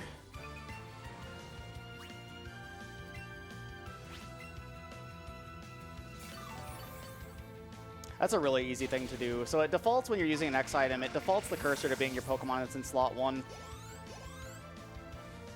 But that's totally okay. We'll make it work. Dodrio and Rapidash don't have to be alive at this point anyway, do they? No. We actually get a free heal after the next fight as well, so I could have left Starmie gone, but this fight would take forever to do without it, so... Especially since I used the X attack on the wrong thing. So we'll just stick Starmie back in and actually do the correct thing. It's kind of weird that Blue has a Charizard now that I think about it. Doesn't he normally, like, take Blastoise? Yeah, so it's actually weird. In, like, Pokemon Origin, they had... You know, red, blue, and green, well, I guess red and blue in Origin's case, take the Pokemon that matches their color. So, like, blue had Blastoise, red had Charizard. But in this game, they kind of, like, rotate it, which I believe is how it was in the manga. I'm not a huge... I don't have a ton of knowledge on the manga, but I believe they have, like, sort of a rotation of, like, you know, what their color would be good against if it was associated with a type, if that makes any sense. I also believe they did the same thing in Pokemon Gold. Red had a Blastoise, I believe. Red had all 3. Red had all 3, yeah. Oh, okay, yeah. Yeah, he has a Venus. It's Pikachu. Pikachu, Snorlax, Lapras, Espeon. Wait. I think they, like, mixed it around in some of the games. I actually don't remember. I think the Lapras and, like, the Espeon or whatever are, like, mixed, but it's like Pikachu, one of those 2, Snorlax, and then all 3 starters fully evolved. Yeah, it was like Espeon in the remakes, I think, and then I don't remember exactly. I'm not a huge Gen 2 runner, so I don't remember these things.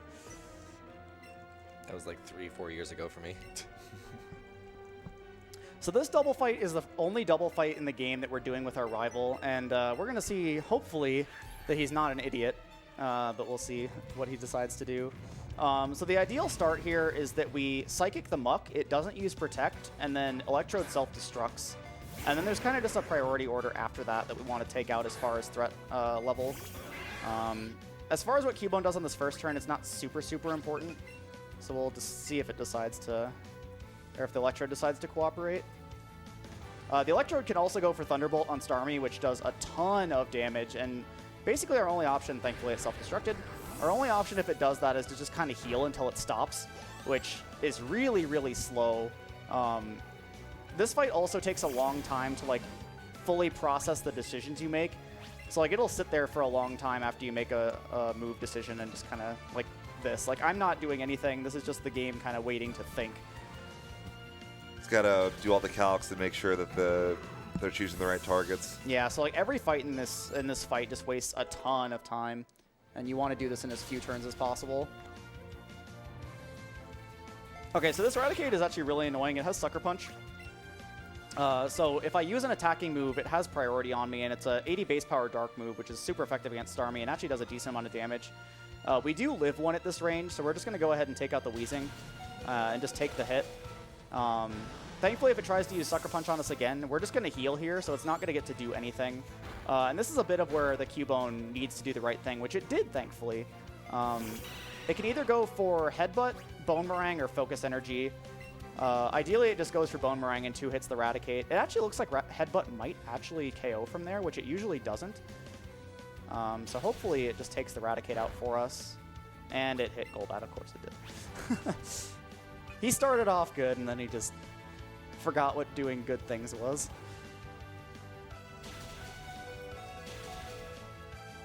So hopefully he takes out Raticate here so we don't get another turn. Okay, good. That was a decent fight.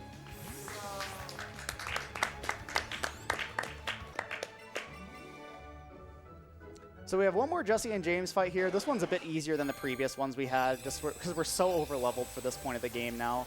And then we have one more fight with Giovanni, which again is kind of the same deal. And then we're going to be getting 2 gift Pokemon right in a row. We're going to be getting Lapras and then Porygon. And that's basically going to wrap up our catches for the rest of the run. We still need Wheezing to evolve, but the next couple fights should get us enough experience to get there. And then we just need to evolve Ninetales, and that's it. And it's conveniently right before we're about to go fight Koga, so...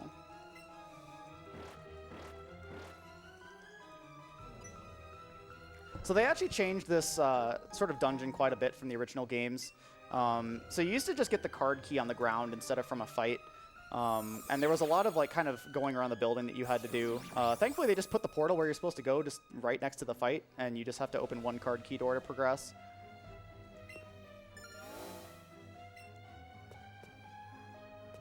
Also, the little visual effect on the teleporters in this game is really, really cool. I like it. And I don't know how Archer is able to just immediately recoup and fight us again, but he comes up here and tries to like stop us again, but our rival's like, nah, man, I got this. So we can just go on and deal with the threats up ahead. This is usually the room where you would fight your rival in the original games, but they kind of shifted things around here.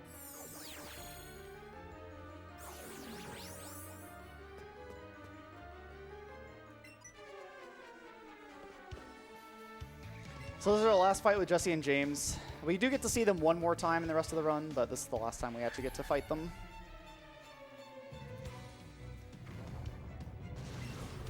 So Starmie can largely handle this fight by itself. So if we do get unlucky and Starmie gets hit, we can kind of just use our other turn to top Starmie off. But Dodrio is not going to get to do a whole lot here.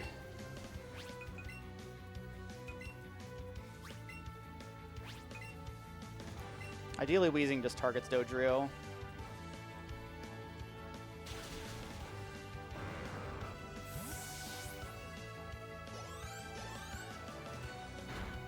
Actually, the next fight is pretty straightforward as well. So if we have some more donations, go ahead and fire them off. Boy, howdy do we. We have a $25 donation. It's okay, Caster, it's okay. We have a $25 donation from Met King with no comment. Thank you very much indeed. We have a $30 donation from Steel Frost, the Limit Breaker, saying, hey RPGLB, Steel Frost here. Since people like memes, I have to... Okay, here we go. I have to bring up the one from last year and say that at least Ouro doesn't have to worry about Casa rejecting anything. I knew that was coming. Since the Switch uses cartridges. I'm only kidding. Love you, Casa. Stay back. As soon as I heard the name Steel Frost, I knew what was coming. Just breathe deep. Just breathe deep. We got this. $30 to the Glitch Showcase in SMRPG. Also, hello, Bowie. Hi, Steel Frost. How are you? I hope that you enjoyed that picture I posted last year from that amazing pose my TV magically knew to pause on. You'll have to repost that one for me. Twitter or something, you know what to do. Keep going for the 200K, guys. We're almost there. I'm pretty sure I did, though, Steel Frost. It's always good when it's from you. Okay, we have a $25 donation from Giorin, which says, my little sister loves Pokemon, and I get her one or both of the new games every year for her birthday. This donation is for you, Beck. Cheers, Giorin, for that. We have a $25 donation from the Spooky Dokie. For the past 2 years, all of the speedrunning events have become events I have greatly looked forward to. Thanks to all of the runners, volunteers, and tech crews that make these events happen. The generosity inspired in the viewers by these events is astonishing. Also, big thanks to the Yeti, that's Y-E-T-E-E, for contributing almost 100% of my wardrobe for the past 2 years since I started watching these events. Never stop going fast. And we have a $5 donation from The Conductor, which says, I heard it was time to start a $5 donation train. All aboard the train to 200K! Thank you. Those are some nice donations. I liked those. Choo-choo.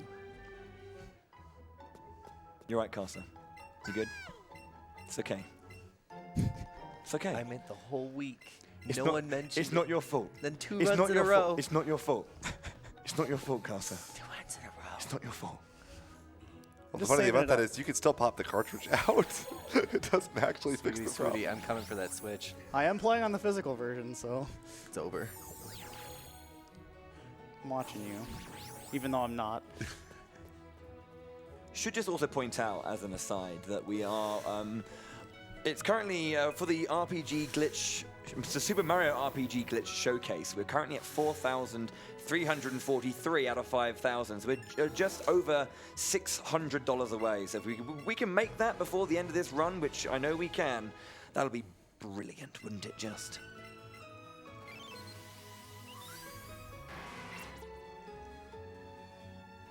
So it's actually really nice. One of the last Pokemon we're getting here is the Lapras that we get given to us for clearing Silph-Co, and we're also going to get a rare candy here. In the early days of routing the catches, we actually skipped Lapras because we were like, oh, it's like 35 seconds to get it. The rare candy isn't super necessary. It's slower than a catch. But when we value in, like, you kind of factor in the other rare candies in the route that are just much slower to get, you know, the options that you have. Lapras just ends up being, like, a really good option as far as a poke to get. So we pretty much just get it every single time now. There's a lot of small things with the catch route over the past couple months that we've just been like, you know what? You know, we're kind of just like oversimplifying this and we're not actually thinking about it. So let's like actually time things, and we've definitely narrowed down on the catch route quite a bit. It's really, really clean now. And it's not even that risky either. There's some points where it felt kind of risky and, you know, we were cutting stuff out and we were like, I don't know if we want to cut this because, you know, it's making things a little bit tighter, but it's gotten to a really consistent point that I think a lot of runners are really happy with. All right, so we're doing our final shopping here, mostly just picking up some healing items and stuff for late game. The rest of the X items we're going to use for the rest of the game as well.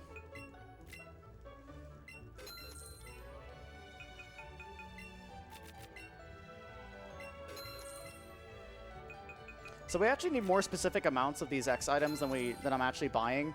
But it actually just ends up being faster to buy them in multiples of 10 just to save inputs. And we have so much money that we just don't really care.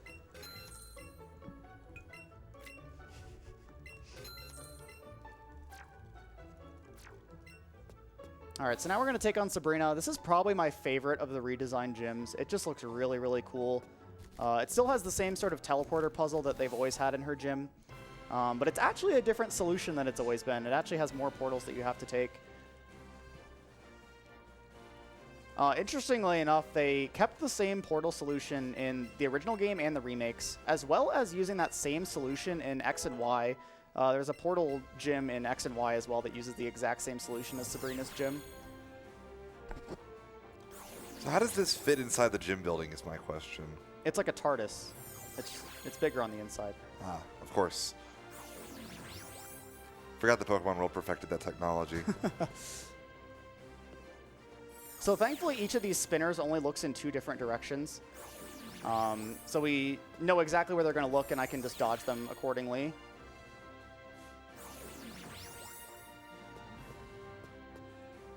A lot of these trainers are really, really scary to hit, but spinners are really, really forgiving in this game, so thankfully they're not too big of a deal.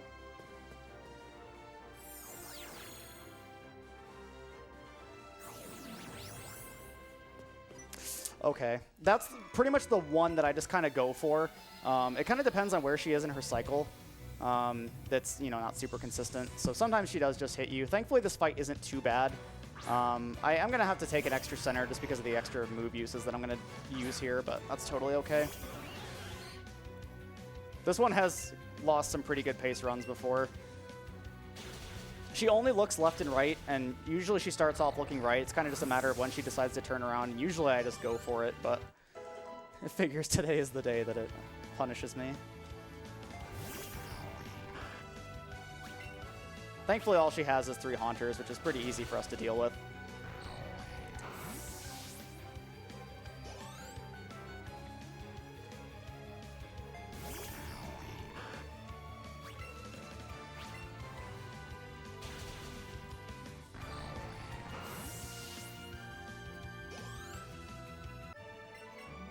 I'm actually going to check something else really quick.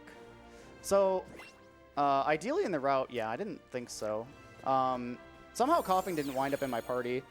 It should have evolved by now. There is another backup I can get, which is totally fine. That is a little bit unfortunate.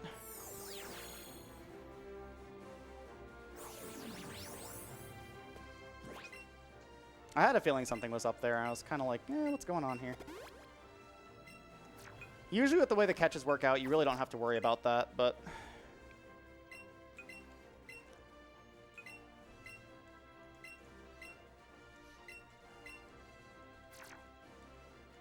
Alright, so now we're going to see Sabrina not meeting her own gym requirement. Again, don't know how she did that, but I guess I don't make the rules. So this fight's a little bit annoying, or at least it can be. So ideally we see Light Screen turn 1 from Mr. Mime. If it uses Reflect Early or anything else, we kind of have to just stall until the Light Screen wears off, because that's going to cut all our damage in half. We kind of can just set up through it, but ideally we just get Light Screen turn 1 and don't really have to worry about it. So we're going to set up 2 X special attacks and an X speed here. Okay, good. We've got Light Screen turn 1. Light Screen is going to be up when we still hit this Mr. Mime, but we can just 2-shot it through it, and then the Light Screen's going to wear off, and we're totally fine. So ends up being faster than just waiting it out.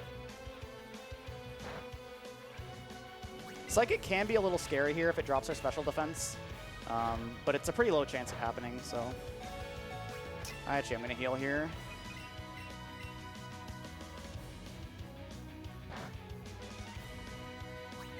And it's not going to get a chance to reset up the Light Screen, so this is totally fine.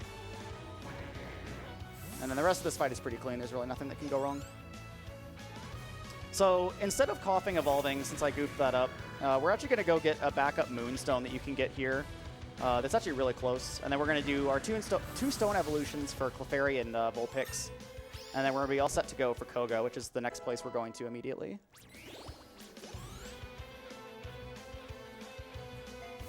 So seeing as there's nothing that can go wrong in this fight, can I try and read a donation that might go wrong? Go for it. Half of it's in German, so I'll do my best good luck. here. And I can roughly translate it as well. So first off, it's a $50 donation from Ruler Nerps and says, first of all, thanks to every runner and the others to make this event happen. Now, to the German restream, excuse me. Here we go.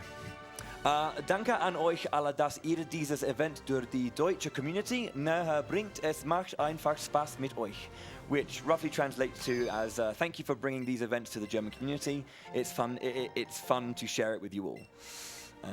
Hashtag du Mensch. Good job, Billy. Proud of you. I'm pretty sure everyone's going to be like, that's not the best German, but good try. And there's also a $25 anonymous donation with no comment as well. Thank you. If that tracker's right, we're $10 off of that glitch showcase, so The tracker is actually slightly wrong. That's because it's been met. Huzzah! Perfect. There was a $647 donation from Anonymous. Oh, wow. Which says, with the little asterisks around the side, notices your glitch showcase. Oh, whoa, what's this? Wow, I actually said that on the internet. If anyone clips that, don't. Just don't. We have a $100 donation from NY that says, thank you RPG Limit Break, the community and the runners for putting on this great event. I only got into speedruns a few years ago, but watching these events truly makes me happy. Congrats for all the money raised so far. Can I just say, as like a 6-7 year veteran of speedrunning, saying that someone got into it like last year makes me feel very old. Three Ducks with $5 says, $5 donation train, choo-choo! Or do trains say doot-doots? If Twitch chat has opinions, they should share them through $5 donations. A $55 donation from Adam77.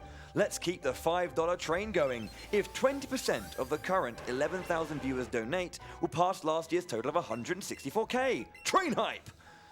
I do like trains. They're pretty sweet. You too can like trains and be part of a sweet train donation. Let's go.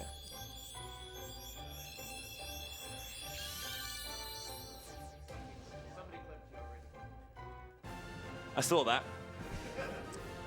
That was a bad idea.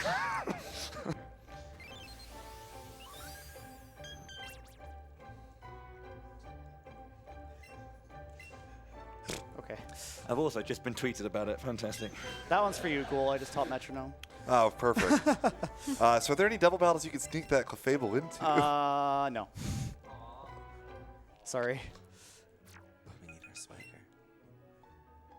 Probably a one shot anyway, but still. When do you need to center from the extra trainer? I can just do it when I fly. I don't really need to do it immediately, but I'll just go ahead and do it when I fly to Fuchsia. I probably would have forgotten, so thanks for the reminder. You're welcome. So this gym is really trolly. The main gimmick here is that like every trainer tries to toxic stall you. So they all have toxic, they all have protect. Mostly protect being the annoying thing. So you can just burn through a lot of uses of your moves in here. And if we get really, really unlucky, it can be problematic. But generally, it's not too big of an issue. But since we had that extra fight, we really do need the extra moves. So I actually got the perfect Koga fight the first time I've like ever seen it earlier today when I was practicing. So ideally what happens on Koga is you use your first turn to set up an X special attack. The Wheezing explodes, and then you just kind of sweep the rest of his team without any of it using Protect. The odds of all of that lining up are just super, super, super low. Like I said, I've been running this game since it released, and I have not seen that at all until today. So there is one trainer before him named Caden who can also spam Protect a bunch. So we'll see how many Protects we get. And we'll just say I'll throw in another 25 bucks to the cause for every Protect I get. So we'll see what kind of luck we get.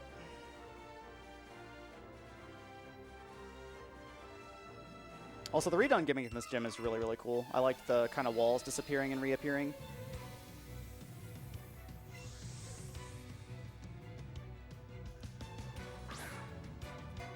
So a fun little fact that kind of pertains to this fight.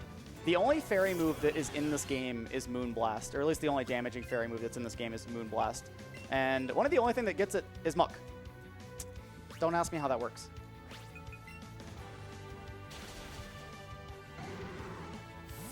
The speed drill also strangely has Outrage, which is a really strong dragon move, which also doesn't really make a whole lot of sense.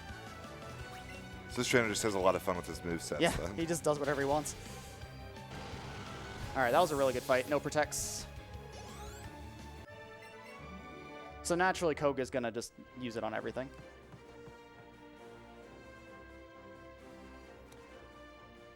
So for those that aren't aware, Protectors makes your opponent's next attack miss, but you can only use it one time before it starts like not working.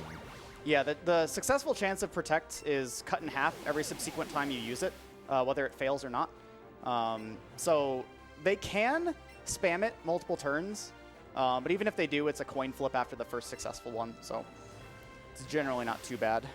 So is that only in a row that it might fail? Yes. If they like protect and then wait a turn and then protect again, it's back to being guaranteed.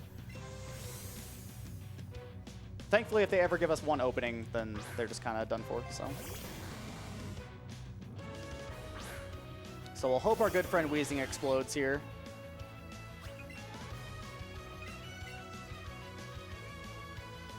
Okay, that's fine. All right, good start. It is actually really important to pay attention to your special attack going into this fight as well. If you don't have enough special attack, Psychic has a damage range on Venomoth and Weezing. And Venomoth has Bug Buzz, which will just kind of destroy Starmie if you miss the range. So it's better to go for Psychic if you need to. There are a few small things later into the run that it's very important to pay attention to your stats for things like that. They are still damage ranges that you can hit. So it's not the worst thing ever, but I believe that's 2 protects now, if I'm counting correctly. So we got a chance for one more.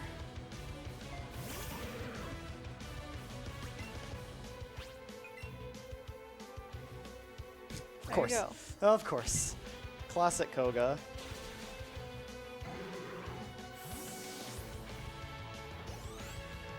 All right, so we now have our 7 badges that our rival thought we had a long time ago now. So we're finally going to go meet up with him and take on the last gym. It's also really weird. So generally when they have repeat TMs come back from past Pokemon games, they keep them the same TM number. Toxic has been pretty classically TM06. In this game, they shuffled them around quite a bit. Like Dig is TM10 instead of 28. Toxic is 27 instead of 6. It's actually really nice. They cut out a lot of like the sort of fluff TMs that a lot of the past games had that were just, you know, really useful moves or useless moves like Embargo, just like random things you'd never want to teach to anything. And I actually really like that they did that in this game. Makes all the TMs you find feel a lot more significant.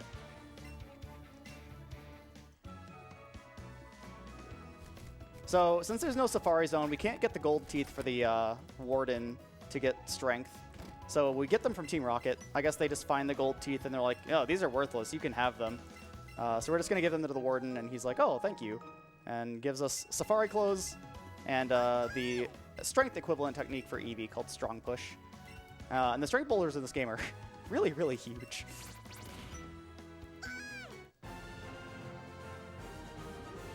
Did you ever get the detective outfit?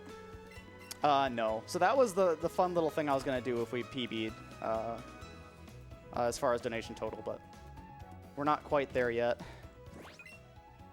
I guess for fun I can put on the Safari outfit. It is pretty cute. I feel like I have to put on something.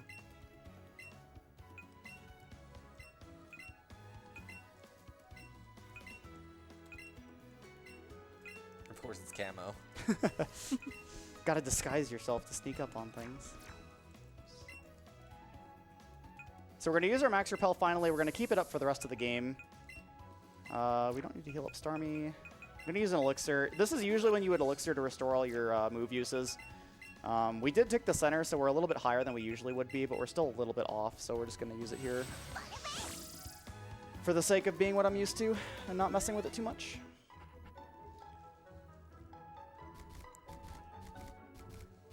So they added a little bit of a back and forth for the sake of introducing Mega Evolutions into this game before you enter Giovanni's gym. So we go here and your rival's like, oh, like you got 7 badges too. We should go like tell someone about this. This is a pretty huge accomplishment. So we have the option of telling Professor Oak, our Eevee, or the old guy that's like standing right there. The only correct option is to go to Professor Oak. So we're going to go talk to Professor Oak and tell him that we're doing pretty well on our journey. And Blue is going to give us the Mega Bracelet and the Mega Stones for the 3 Gen 1 starters, which we don't have any of them, but if you're playing casually, you probably will. There's 3 NPCs that give you guaranteed ones. So it's kind of neat that they included Mega Evolution here. I really like Megas. I think that's a really cool thing that the Gen 6 added. And we're actually going to fight 1 Mega in the game, but we won't spoil what that is for those of you that don't know. So now we have to walk back to Viridian. It is slightly faster than flying back up here. We actually used to not repel here, and this is like one of the main areas that was really nice to have a repel for moving forward. There's one run where Kizaron got completely swarmed by Pidgeys on this route and actually just had to fly as a backup. He just got so stuck that he couldn't get past any of them. Why am I not surprised? Of course it happens to him.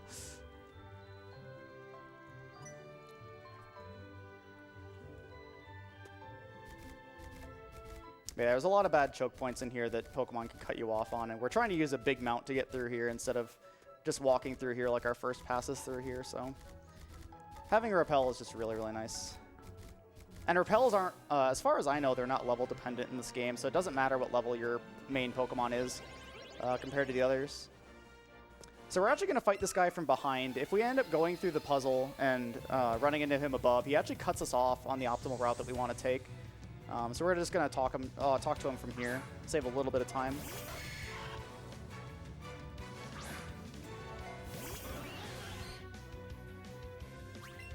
So the fight after this is a Nidoking that has a lot of AVs invested into HP.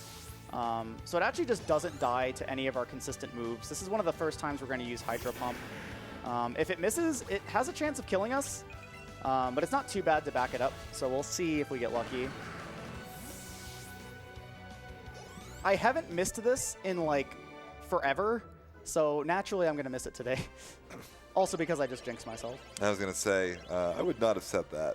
It's okay. It's fine. It's 85%. Who's ever gotten burned on a 15% chance to get... It's fine. We're fine.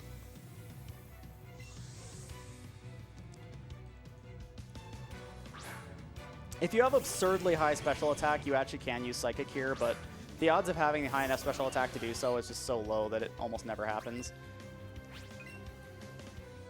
Okay, not today. Not today.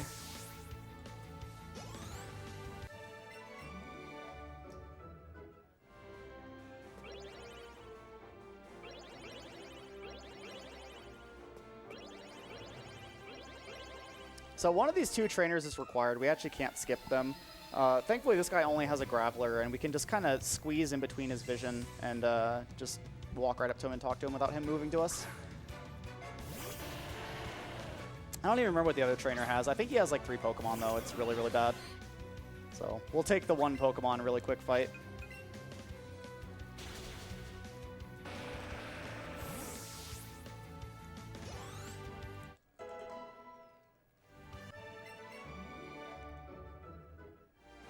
All right, so Giovanni is another fight where we're just going to set up an X defense so that Earthquake doesn't completely destroy us. Set up an X special attack and then sweep his team. So if we have some more donations, this would be a really good time. No worries, can do. Thanks so much. We have a $50 donation from Atrium, just saying, what a great cause. A $25 donation from Cloud7470, saying, in honor of CT, let's get this train rolling. Noo. I mean, yeah, sure. A $5 donation from Forte07, currently not hanging out with Rockman right now, saying, can't donate much because I just moved into my first place. Congratulations first off. But $5 I can do. Let's all get aboard the donation train, everyone. I'd also like to extend my thanks to everyone who makes this possible, as I've been suffering with depression for a number of years. So seeing people come together to help raise awareness of such mental illnesses means a lot. It's always nice to see that there are others out there that do care and do want to help. And for anyone dealing with a similar situation, remember, even the smallest of steps is progress, and there are people out there you can reach out to. I completely agree. Thank you very much for your very kind comment and donation. And a $5 donation from Nemesis678, which contains 2 capital U's and a lowercase w. Yeah. It's okay. You can actually say that out. It's fine. Are you sure? Yeah. Think I'm going to fall for that? You think I'm going to fall for that? It was worth a shot. You're going to do it for me, right? IR smart. I got this. Chat's got it for me. Just watch the speed run, Cassie. You're on the couch. You're not falling asleep this time, so you're doing pretty good. Oh. Do tell. Pray tell. I'm intrigued. Oh, yes. Let's go. I had been awake for probably the better of 30 hours by the time I had to sit on the couch for the Tweely run. What had happened was, and luckily only Cassie was able to catch this, I had to actually fallen asleep for maybe about a couple minutes there. And she was like, oh. I think he got like 2 snores in when I realized. As in on the mic. On the mic. That's godlike. I somehow missed it. I didn't hear it either. I was. We must have been just zoned in on the game. It happened. It happened. The best part was, Ouro turned around and said, "Are you awake back there?" And so I thought he was talking to me. No, he's talking to Cassie. So I was like, "It's okay, I'm here." I said that. He's like, "I'm talking to Cassie." I'm like, "Word, you good?" It's all right. I'm here too. It's fine. Nothing happened. Nothing happened. Don't worry about it. So, random question. I know you can get some Alolan Pokemon in this game. Is it possible to get a Alolan Ductrio? Yes. Okay. So it actually was contemplated to be part of the route for a while too. Oh, no way. Unfortunately, the Weezing, you'd actually get it right before you go into the game corner hideout. But all the Weezings have Flamethrower and just kind of destroy it since it's part Steel type and really frail. So unfortunately, it didn't get to stay, but it was contemplated to be worked into the route. People did try. It's actually nice the way the Alolans work in this game is there's an NPC in basically all the Pokemon centers that will just do a trade for like the regular version, like the Kantonian version for the Alolan version. And you can do that trade as many times as you want. So you basically just have an unlimited source of all the Alolan Pokemon. Guys, if I may just interject one moment. Certainly. The Yeti27 with a $4,420 donation. Hey all, Yeti here. Congrats to everyone at RPG Limit Break for hitting the goal today. Let's go for 200K. All aboard the train. Thanks for your support. A reminder, the shirts will be available until midnight CST on May 12th. Happy Mother's Day, everyone. Thank you so much indeed, Yeti, for that massive donation. You may have seen that jump up, everyone. So we're almost to the 164, which will beat out last year's. Let's keep pushing. Let's keep pushing. We're coming to the end of Pokemon Let's Go Eevee, and I know Ouro and his couch would love it if we can get to 160,000. I know you can do it. They know you can do it. Everyone knows you can do it. So let's do it. Let's incentivize it a little bit. If we get to 160,000, I'll do a full catch-em-all run. Oh. Anyone going to raise the stakes there, Ouro? I'll do it with you. I'll say I'll join in. We can make it 3. Oh, okay. Cassie? Sure. Oh, okay. 4 runners. Bowie's like, I got baited into this last year. I made the mistake too, so well done, guys. But as an aside, we also have a $20 donation from Locke. No surname, could be Lamora, could be Cole. Make your minds up. Thanks for doing this, guys. It's for a good cause, and I've had a blast watching. We've had a blast being here. I hope you guys have had a blast doing everything you've been doing. $25 donation from Ouro with an A and Kujar. Had to throw another 25 to give a chance for that switch. Thanks for making this week great. Also, hi, Carson. Hi. Hi. Hey, girl. So a fun little note about Catch 'em Run too. There actually is a unofficial category we have for this game called Max Dex, which involves catching all 135 Pokemon that are available within a single cartridge of either version. It's 135 on both games. I actually did one run of it and got like absurd. So basically the route involved chaining Digletts and Meowths and a couple other Pokemon in order to guarantee, or come closer to guaranteeing, some really, really rare spawns like Dragonite, the Hitmonchan, Hitmonlee, and I got like absurd luck on my first run of it, and I was just like, you know, I'm not gonna get this again, so we're just gonna retire a champion. It's a really, really fun run though. You get to catch a lot of pokes that you wouldn't otherwise get to, and you get to go a lot of the places that you wouldn't otherwise get to. There's some really cool strats involved with it as well. So now we're just going through the badge check. Pretty straightforward stuff. On the last badge check here, there was actually at one point where we kind of had a theory trick that we could do to skip the last badge check, which would save about 10 minutes if we were able to do it. There was one run where I believe it was Kizaron kind of like slipped farther past him. Like he kind of just like shot into like farther into the loading zone. Didn't quite trigger it. But we were like, hey, can you just like kind of shoot past this guy and land in Victory Road, basically, and not have to get the 8th badge. People messed around with it quite a lot, and we kind of just ruled on the fact that it wasn't really doable. So, you know, it's still something that's up in the air. If you are a glitch hunter out there and want to mess around with it, feel free to. You'd save about 10 minutes and basically give us sub 3 for free, so... So this run is basically glitchless at this point. Yeah, unless you, I mean, it depends on what you consider the avoidance of trainers, but I think it's definitely a gray area. Are there any like known glitches in this game that you can do for fun, or is it actually? It's really just that. Really just skipping trainers. It's about the closest you get. So this fight is really, really scary. It's a little bit safer to do it with 2 controllers. It loses about 8 to 10 seconds. So for the sake of safety here, we're going to do it. But usually you'd set up an X special attack and Hydro Pump this Kangaskhan. It is a damage range, and if you missed it, the Kangaskhan would likely just destroy you. And nice, we got it. So we got lucky there, but that fight is absurdly scary. That's like one of the last scary fights in the run. Another thing that just 2 controller was really nice for.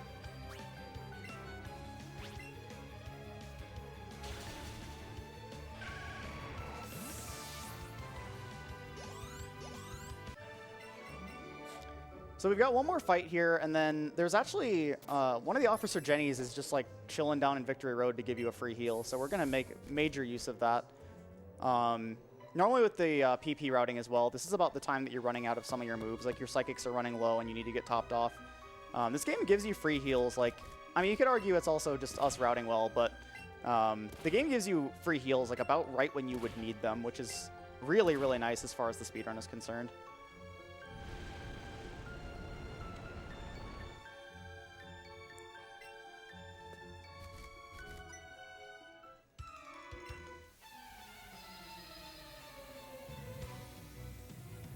So really the only way this fight goes wrong is if the we need 2 setup turns essentially to deal with this Hypno, and it can put us asleep both turns, so hopefully that doesn't happen. Hypnosis is pretty likely to miss, so hopefully we get lucky. It's not a huge deal if it puts us to sleep. If it does, it'll almost immediately go for Dream Eater, and we just get a free turn to just heal the sleep. It won't do anything to us. Nice. I'll take that. That trainer, by the way, is just me on the weekends.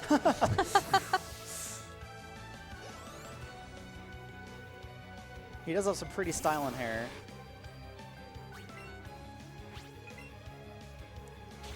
So you mentioned that there's the fun category of max dex. How long does that take, would you say?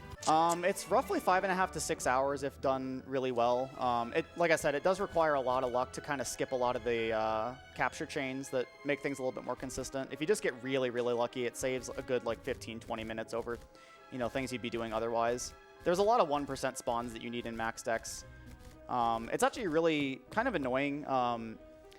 So there's some issues with like kind of when the clock lines up and there's drops that reset every day in caves. So you can get more moonstone or enough moonstones to do all the evolutions. But it's optimal, like really in one day you can only feasibly obtain like 3 moonstones. So you'd evolve like, you know, Clefable, Wigglytuff, and one of the Nidos. But then one of the Nidos can, like Nidoking or Nidoqueen can spawn on the route leading up to Victory Road. And those are all 1% spawns. So like in an optimal max dex run, you'd also just get that 1% spawn, and there's really not a whole lot you can do to increase that chance. And the max dex run I did just have like pretty instant, I think it was Nidoking that showed up right away. You can also get both Hitmonchan and Hitmonlee on the same cartridge, even though you only get one from the Fighting Dojo. So they can show up in Victory Road as like a 1% spawn. So that's another one that's really, really hard to come by. And that's the last trainer we're skipping in the run. That's probably the scariest one. But it's not too bad. Again, kind of just swishing yourself in the corner to get off the ride poke and then just hugging the corner really, really tightly to make sure you get past her.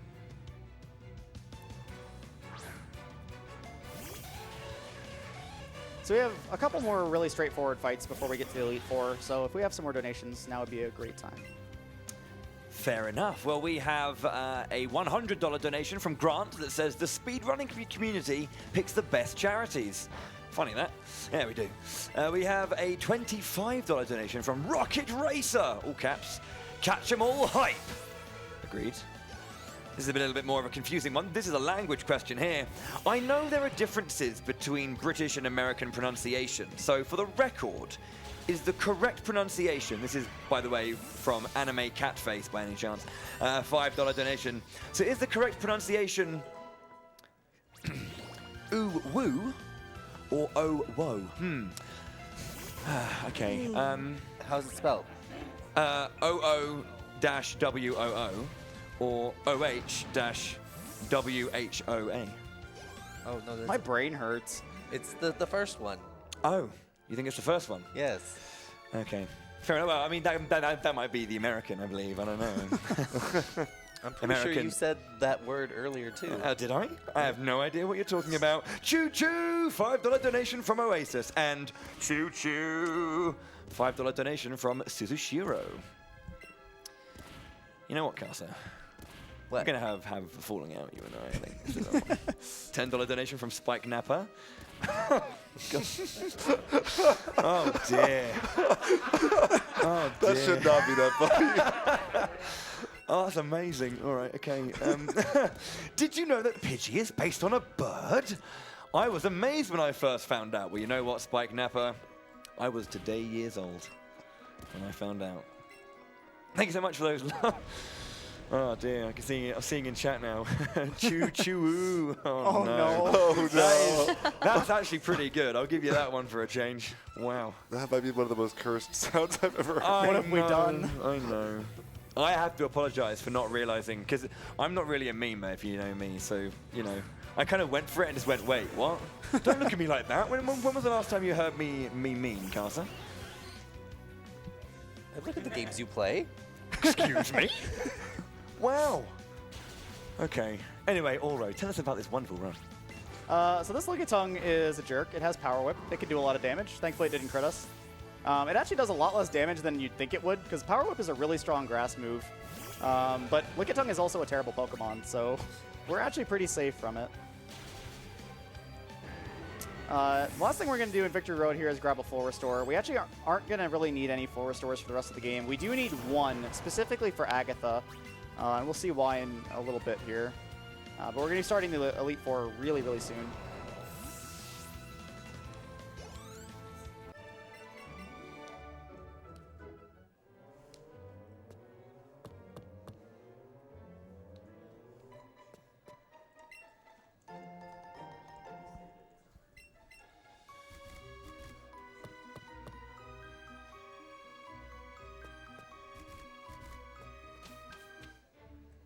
All right, so a small little movement thing here. There's a cutscene that triggers as you're approaching Indigo Plateau.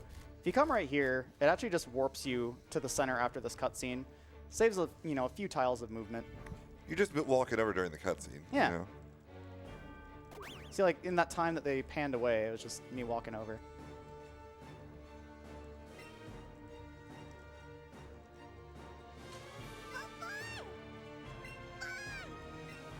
Eevee's so excited to get to do nothing. Poor thing. It's controlling you. It's gone past the point where it has to actually do work. All right, so we're going to really quickly top Starmie off here, and we're going to deposit Rapidash. We don't need a second Pokemon for any of these fights. There is a strat that uses 2 controllers for Agatha, but it's slower and kind of lame. So we're just going to do it the right way. And we save a lot of time, again, not having a second Pokemon in our party because of the extra text from gaining experience. Rapidash probably would gain a couple levels in here as well. I think it's like 1 or 2 that it gets from the extra experience as well. So a couple seconds saved from that. Plus the Hall of Fame animation is a little bit faster as it is in other Pokemon games when you only have 1 Pokemon. Also best character. Yes. I really love the arenas in this game. They really went all out with them. Didn't they used to play the Gym Leader theme when you... Wait, this is the Gym Leader This theme. is the Gym Leader, yeah. Remix caught me off a little bit. Mm-hmm. So there's a couple damage ranges on this fight. We used to have Starmie at a higher level here. There's some extra candies that take a long time to get that we used to have in the route. But skipping like 2 of the candies saves like almost a minute. So we end up having Starmie at a much lower level than we used to here. And it actually creates a couple damage ranges on some of her Pokemon. And for the sake of safety here, since the Starmie isn't the greatest, we're just going to set up a 3rd X special attack and guarantee everything. If you're at low special attack, you have to go for Hydro Pump on Jinx, and there's a good chance you don't KO Lapras in one shot, and this fight can go really, really badly. But if we just waste an extra turn to use an extra X special attack, it's perfectly consistent, so more than worth doing.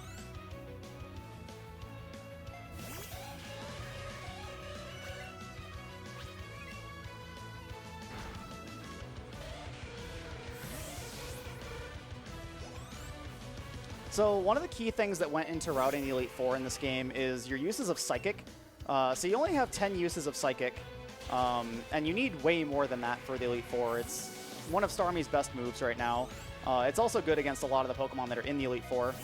So it's the main reason that we still have an Ether in our inventory, because we're going to basically use exactly all of our Psychics by the end of Agatha, and then we're basically going to need all of them again for the last 2 fights. So we're really stretching out all of the use we can get out of Psychic here. That was one majestic Lapras. It was. Also, Bruno has some very aggressive sitting. Can you ride Lapras like on the overworld? Is that what it looks like, or does Lapras? How does the ride Pokemon handle like water Pokemon that are? So there's not that many ride Pokemon you can use. I believe it's just Gyarados and Lapras. But it basically just replaces the surfboard with riding on them. Right, and do they like do anything like the normal? Like, 'cause normally when you have a ride Pokemon you can't ride, it'll just follow behind you. So does like Goldeen flop behind you, or does it just? I'm actually not sure for Pokemon like that. I haven't really messed around with that a whole bunch. So there used to be a strat when we kind of kept a second Pokemon in here a little bit longer. That Onix can go for Stealth Rock if you have a second Pokemon in your party. It doesn't feel a need to when you only have one Pokemon in your party, since you aren't going to be doing any switching. So there was a little bit of a time where we were kind of trying to optimize the healing in the Elite Four, and go for that extra chance to have Onix not damage you. But at the end of the day, it ends up being better to just take the Earthquake. You end up almost always having the HP to take it after Lorelei, and it's more than fine to just heal before Agatha anyway. Agatha's probably one of the rougher fights in the Elite Four in this game. The Hitmonlee actually does have a priority move in the form of Feint, but for whatever reason, the AI doesn't follow the usual logic of the AI knowing that it can take you out, so it does. And like, I've basically never seen the Hitmonlee go for Feint, which is really, really strange. And I'm saying that, and I'm not in KO range from it, so I'm not jinxing myself. So it's fine. It does somewhere in the teens of damage, so I mean, it could crit me, but they don't really go for stuff like that if like a crit would take you out. Say they don't read crits like Stadium does, where the AI cheats. No, it basically judges everything off of the raw damage itself. All right, so we're going to go ahead and top ourselves off before Agatha. I am actually going to save here because this fight is pretty dicey with one controller, and I actually just want to do it with the one controller strat, since the 2 controller strat is a decent bit slower. So her first Pokemon is Arbok, which has Crunch, which is super effective on us and can drop our defense. If we're not paralyzed, it will always go for Glare, which is a move that paralyzes us and doesn't do any damage. So the optimal fight requires us setting up for 2 turns, setting up an X speed and an X special attack, healing off the paralysis, and then sweeping her entire team. But if we get a defense drop, it can get a little dicey. There is also the chance, since Starmie has a high enough friendship now to break out of statuses on its own, there is a chance that it shrugs off this paralysis on its own, which unfortunately it did not. But that would be super, super ideal in most situations. Saves a turn, not a huge deal. So it is going to go for Crunch again here, since the turn is decided before we healed. It won't know to go for Glare again. So that's where getting the defense drop could be a little dicey. If your Starmie's really, really frail and you get the defense drop, you usually take enough damage to just die from the second Crunch. But thankfully, most of the time, it works out pretty well.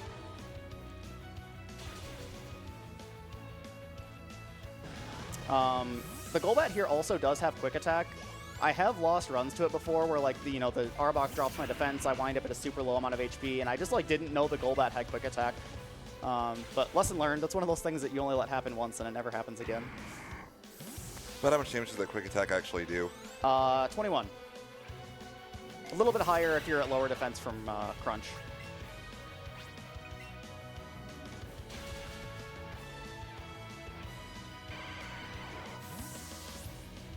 So it's very important we actually Thunderbolt the Golbat, even though it requires extra inputs to menu 2, because we do need our last Psychic to take out this Gengar.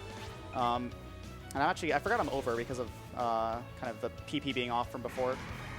But we're gonna top off our Psychics anyway right here. So we're basically just gonna sweep the next 2 fights with almost entirely Psychic. So this next fight requires some of the most setting up in the entire game. This fight requires us to set up and okay, I can't see my ether. I'm just blind. So we have to set up an X special defense, set up 3 X special attacks and an X speed, and then we're just gonna sweep the rest of his team. So this Dragonite is kind of an issue. It's a range at pretty bad special attack. We should have enough to guarantee it, but the Dragonite is kind of scary if you have a really, really bad Starmie. And ideally, the Seadra kind of just misses us and uses his Hyper Beam as much as possible so we can cut down on healing.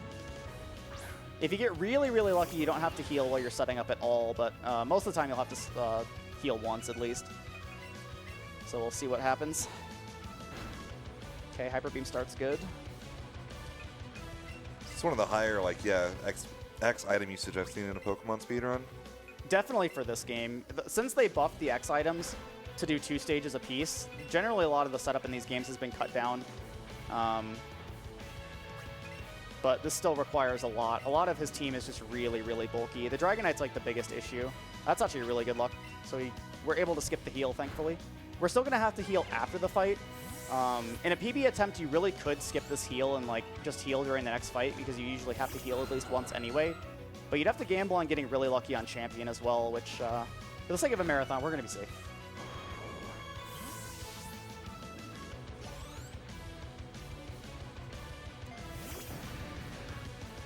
One of the most annoying things with some of these last couple fights, so I mentioned earlier that Starmie was a high enough level that it could start shrugging off statuses on its own, happiness. That also means that it's high enough happiness that it's going to start turning around when we do super effective hits. So like, not only do we want to try to not use super effective attacks against these last couple fights just for the sake of saving the extra text box, but we also want to save the couple seconds per attack animation. It ends up adding up to like 14 to 16 seconds a fight. Just from Starmie turning around and using super effective attacks. It's really, really slow. Alright, the Dragonite's down. Alright, we got one more fight left.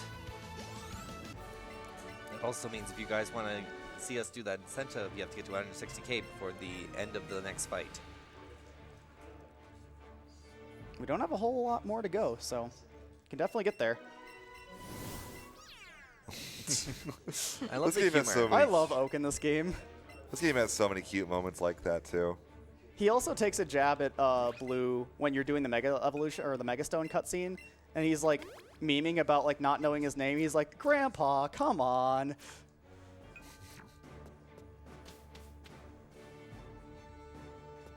All right, so we're gonna drop one more save here just to be absolutely safe.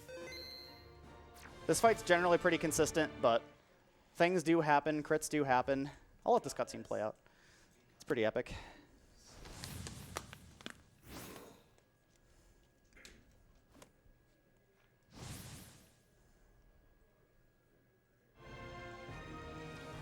So we are going to see our only Mega Evolution of the run. He leads off with a Mega Pidgeot, which is a little bit different moveset than his Pidgeot has had for the rest of the game. It actually has stuff like Heat Wave, which is one of the coolest moves that like Pidgeot gets. I love Mega Pidgeot, it's really cool. But it has Heat Wave, Quick Attack, and Air Slash. Those are its only 3 moves. So we don't have to worry about guard specking here because it no longer has Sand Attack. Like for whatever reason it had 4 moves and he decided to only have 3 here. I don't know why. Movesets in these games are usually pretty weird. So we're going to start off with an X special defense so he doesn't hurt us that much. And then we're going to set up a couple X items and then try to just get through the rest of his team. Ideally, an Air Slash or 2 misses. It is 95% to hit us, so it's not super likely. But if we get a couple misses, then we can skip healing entirely, which will save a turn. Also, shoutouts to this killer song. The remix of this is really good.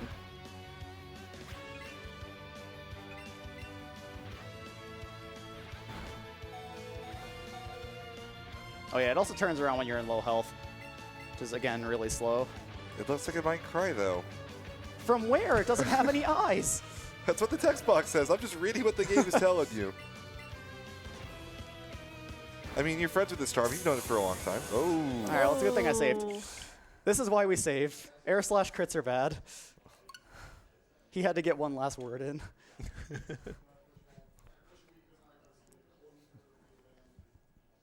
It's okay. He just wanted us to hear the music more. I can respect that. I wanted to show the cutscene again. Yeah. I mean, I'm going to skip it this time. Yeah, of course. But he didn't know that. We can't let him win. He's just stalling, guys. Come on, get those donations in. Yeah, exactly. Thanks, Rival. Thanks, Anxiety. Oh, we are just slightly over, or slightly under now, should I say. 1,000 to make Yep. these four do a full catch-em-all run. You still you got got a few minutes. Oh, yeah, you got a battle. 3, 2, 1. Let's go. Good luck, Ouro. Thank you. So I will also mention, time won't be exactly after this fight is over. We have to go through the Hall of Fame sequence. So there's going to be a fade to black before the credits. I'll give you guys a little bit of a countdown to when time is. So you're basically going to see Starmie twice in the Hall of Fame section, and after it fades to black after the second time, that's time.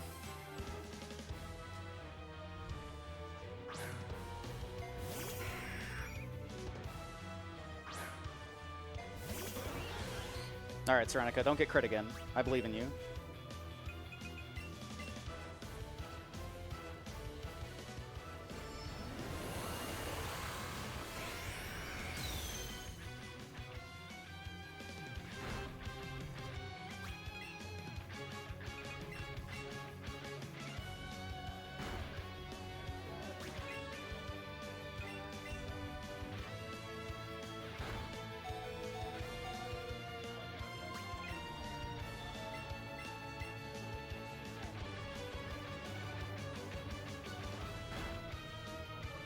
All right, don't do it again. I'm watching you. Okay, we're good.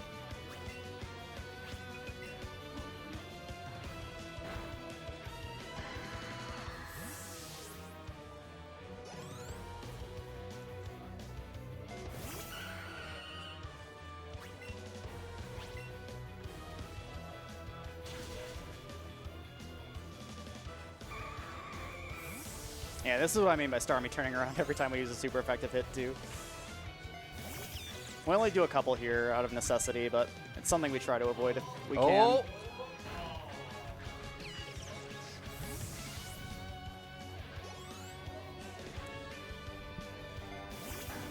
Less than $400 away. There's still time. You guys can do it. Oh! Go faster, Starmie.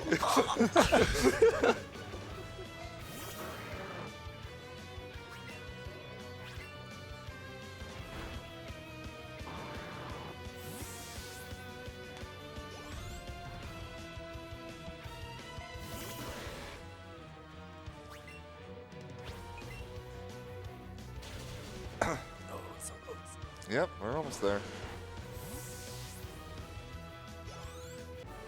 All right, well, that's the fight. Tick-tock goes the clock. Hey! Whoa. Nice. You guys all ready to suffer together? Yep. Heck yeah. Yes. I'm sorry.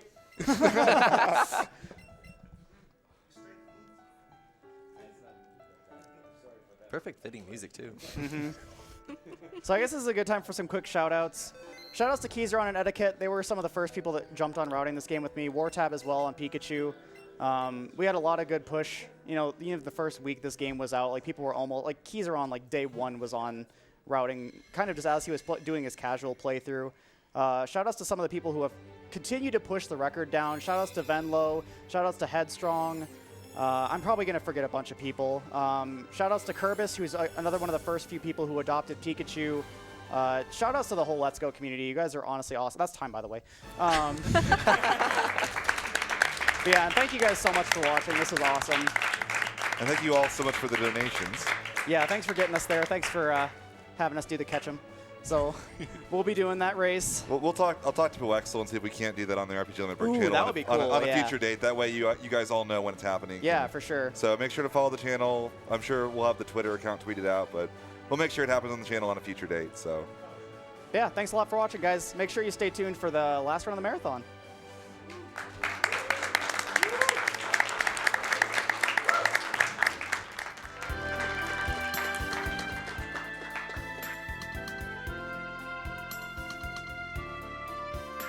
Congratulations, Ouro, for a fantastic Pokemon Let's Go Eevee run.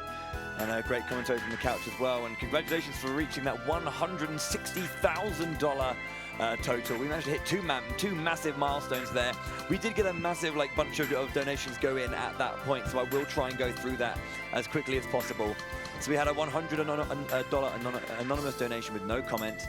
Thank you very much. We had a $250 donation from Cold Candor saying, catch them all. Or catch or rather. We had a $100 donation from Kurt Mack saying, I'm doing my part. You most certainly did. Thank you so much indeed.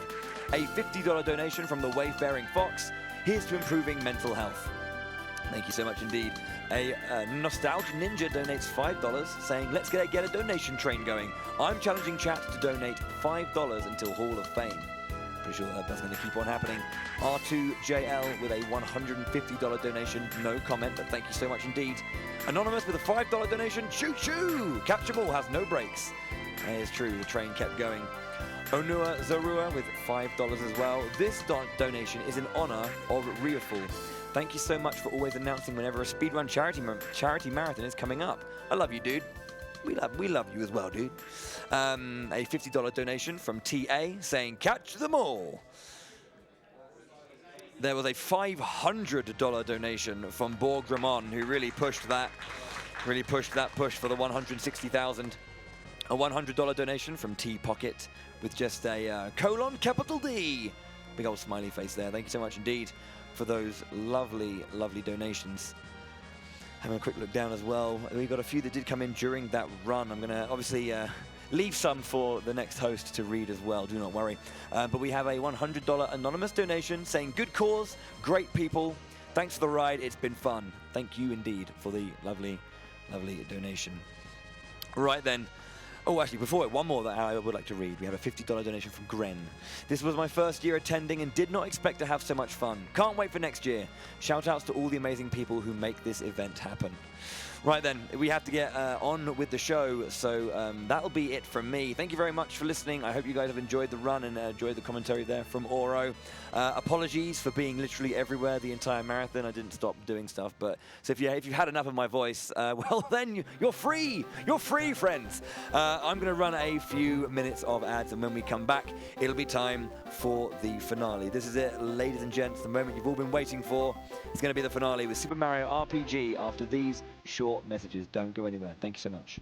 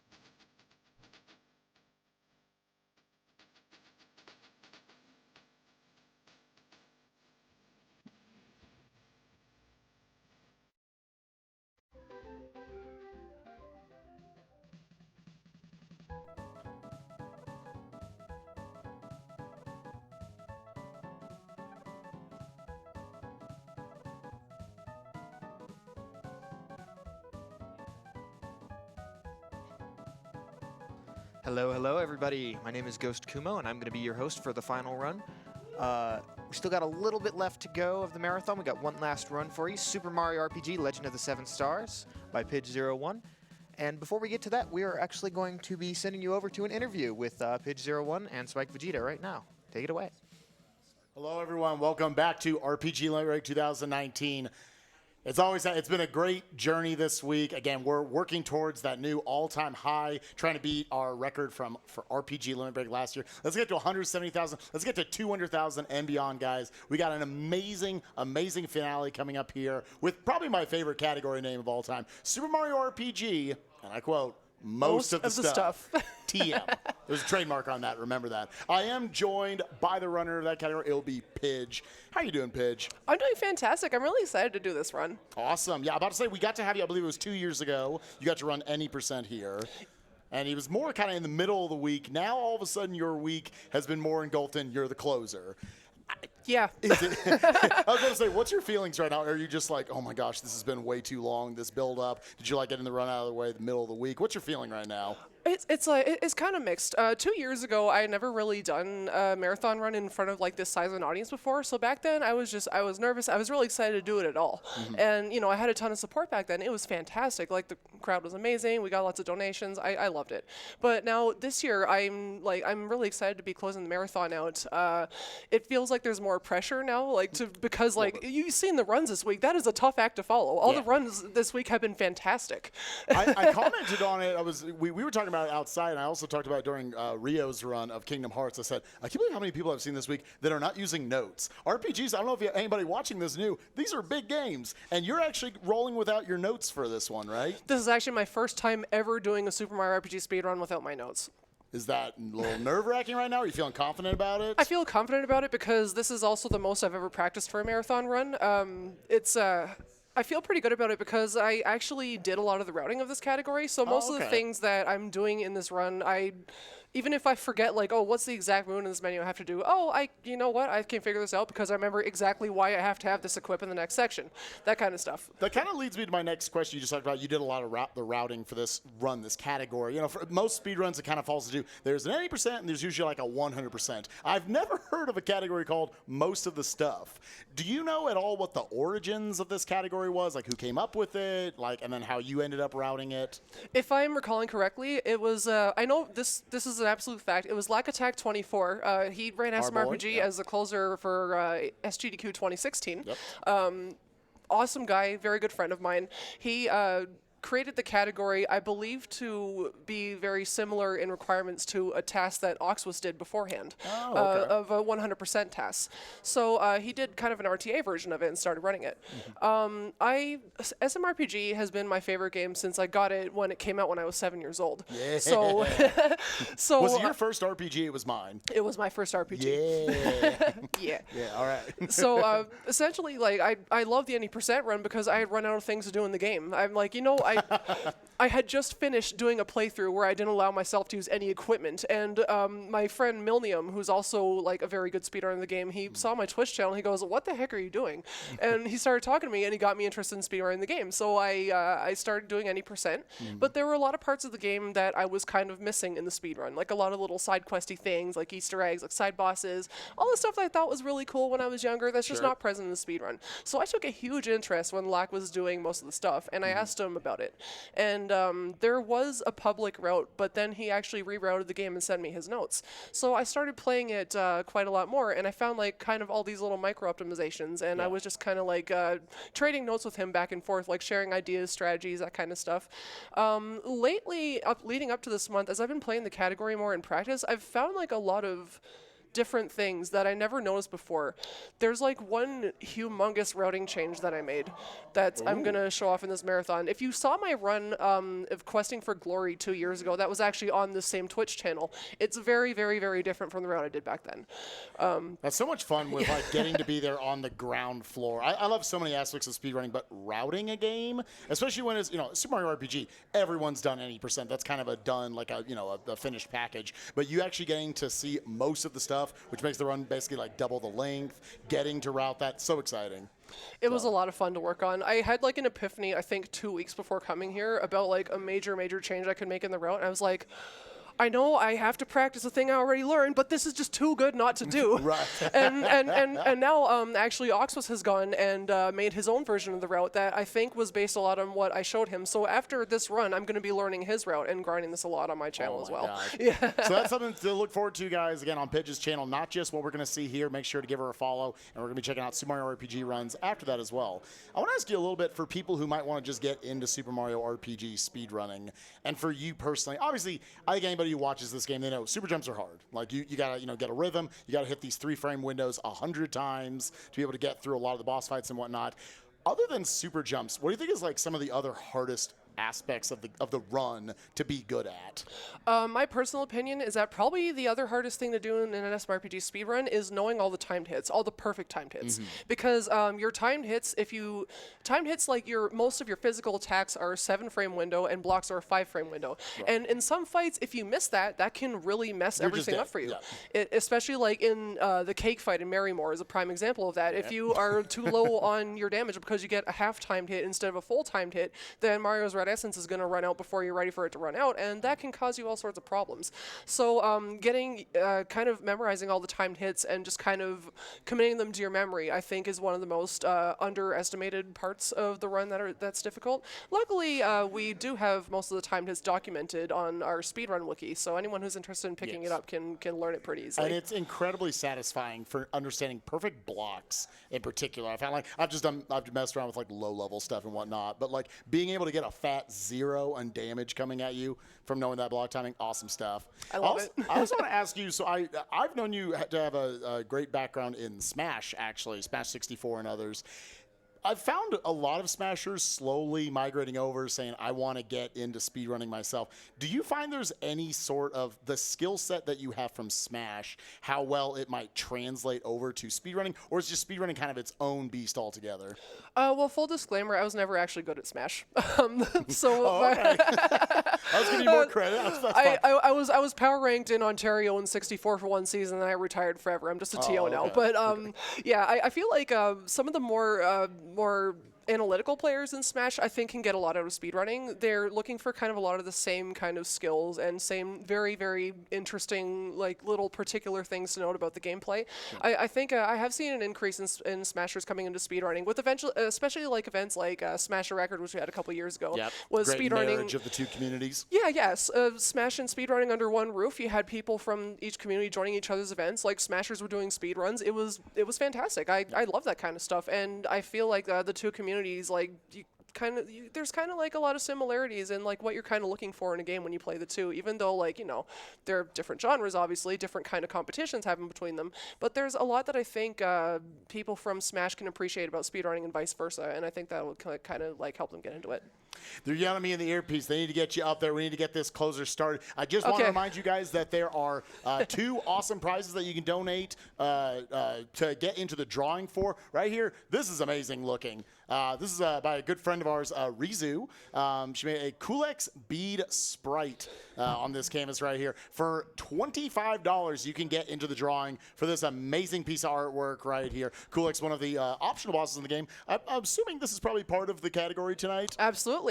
Side note, I absolutely love Rizu. She's so talented and just a wonderful person. So if she's watching, shout outs to her.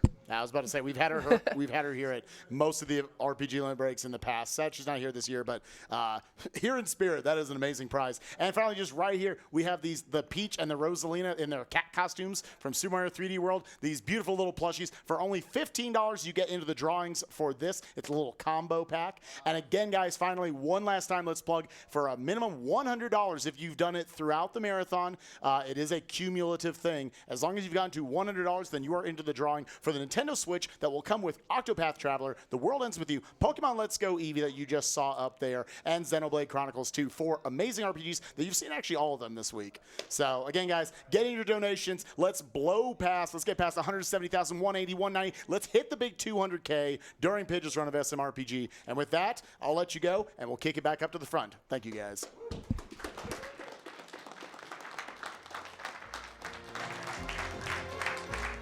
Thank you very much, Spike Vegeta. We get a quick round of applause for our interview team this week. All right.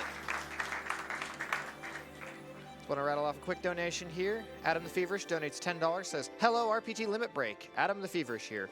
Please keep the donations rolling in so we can beat last year's record and meet the remaining donation incentives. NAMI is such a great cause, and I would be happy to contribute even just a little bit towards it." And that serves as a good reminder. So we are less than $3,100 away from hitting last year's total. So get your donations in. We are just one run away from the end of this marathon.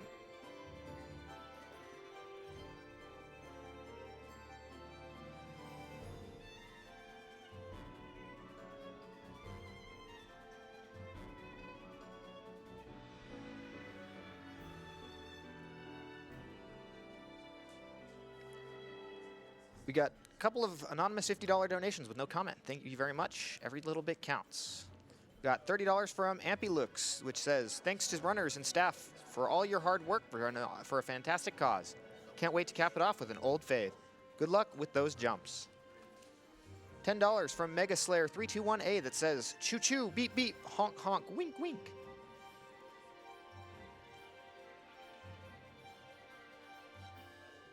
Got $63 from Scenario that says $1 for every Pokemon in Pokemon Snap. Let's get to 160K. We just got that. So thank you for your donations.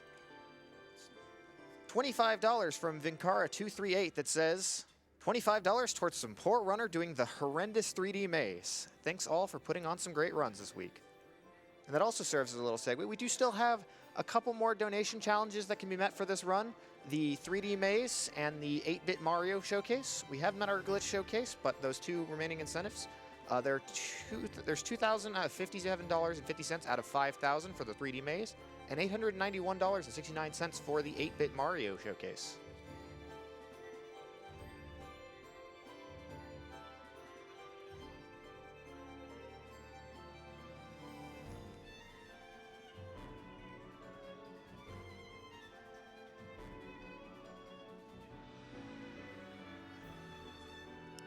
We got $5 from Ace Buredo, which says, $5 train, choo-choo. We got $50 from Steve with an exclamation mark. I guess I'm a little late. Oh well, I already filled this out.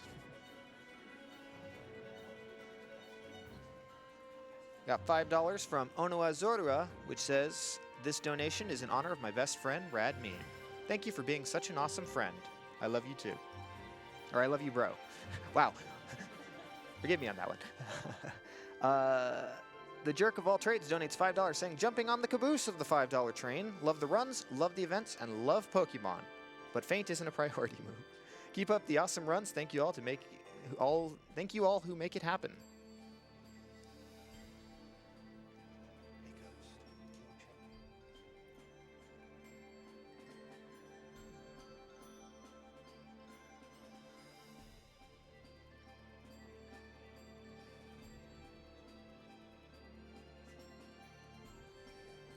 We got $50 from Professor Ness that says, "No wah." We got $55 more from Professor Ness that says, "Okay, I'm not going to let a great classic like Super Mario RPG be contaminated by the wah." $10 from Scrivo149 that says, "Good luck, Pidge. Put some shine on it."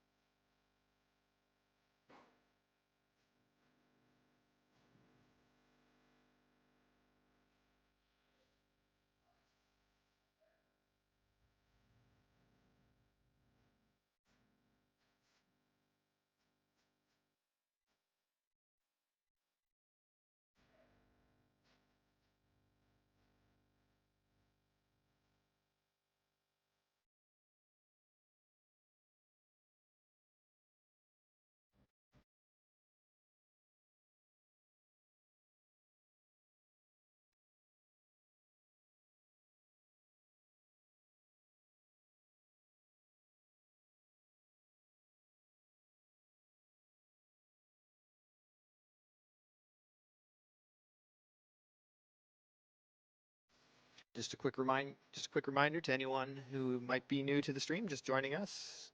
This is the last run of the event, but it has been an awesome event so far.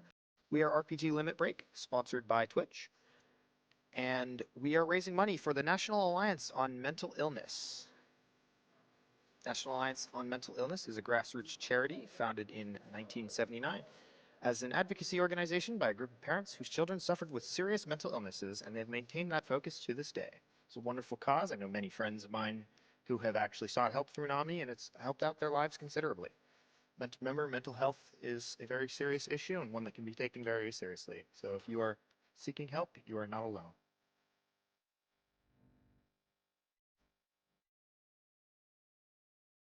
And it looks like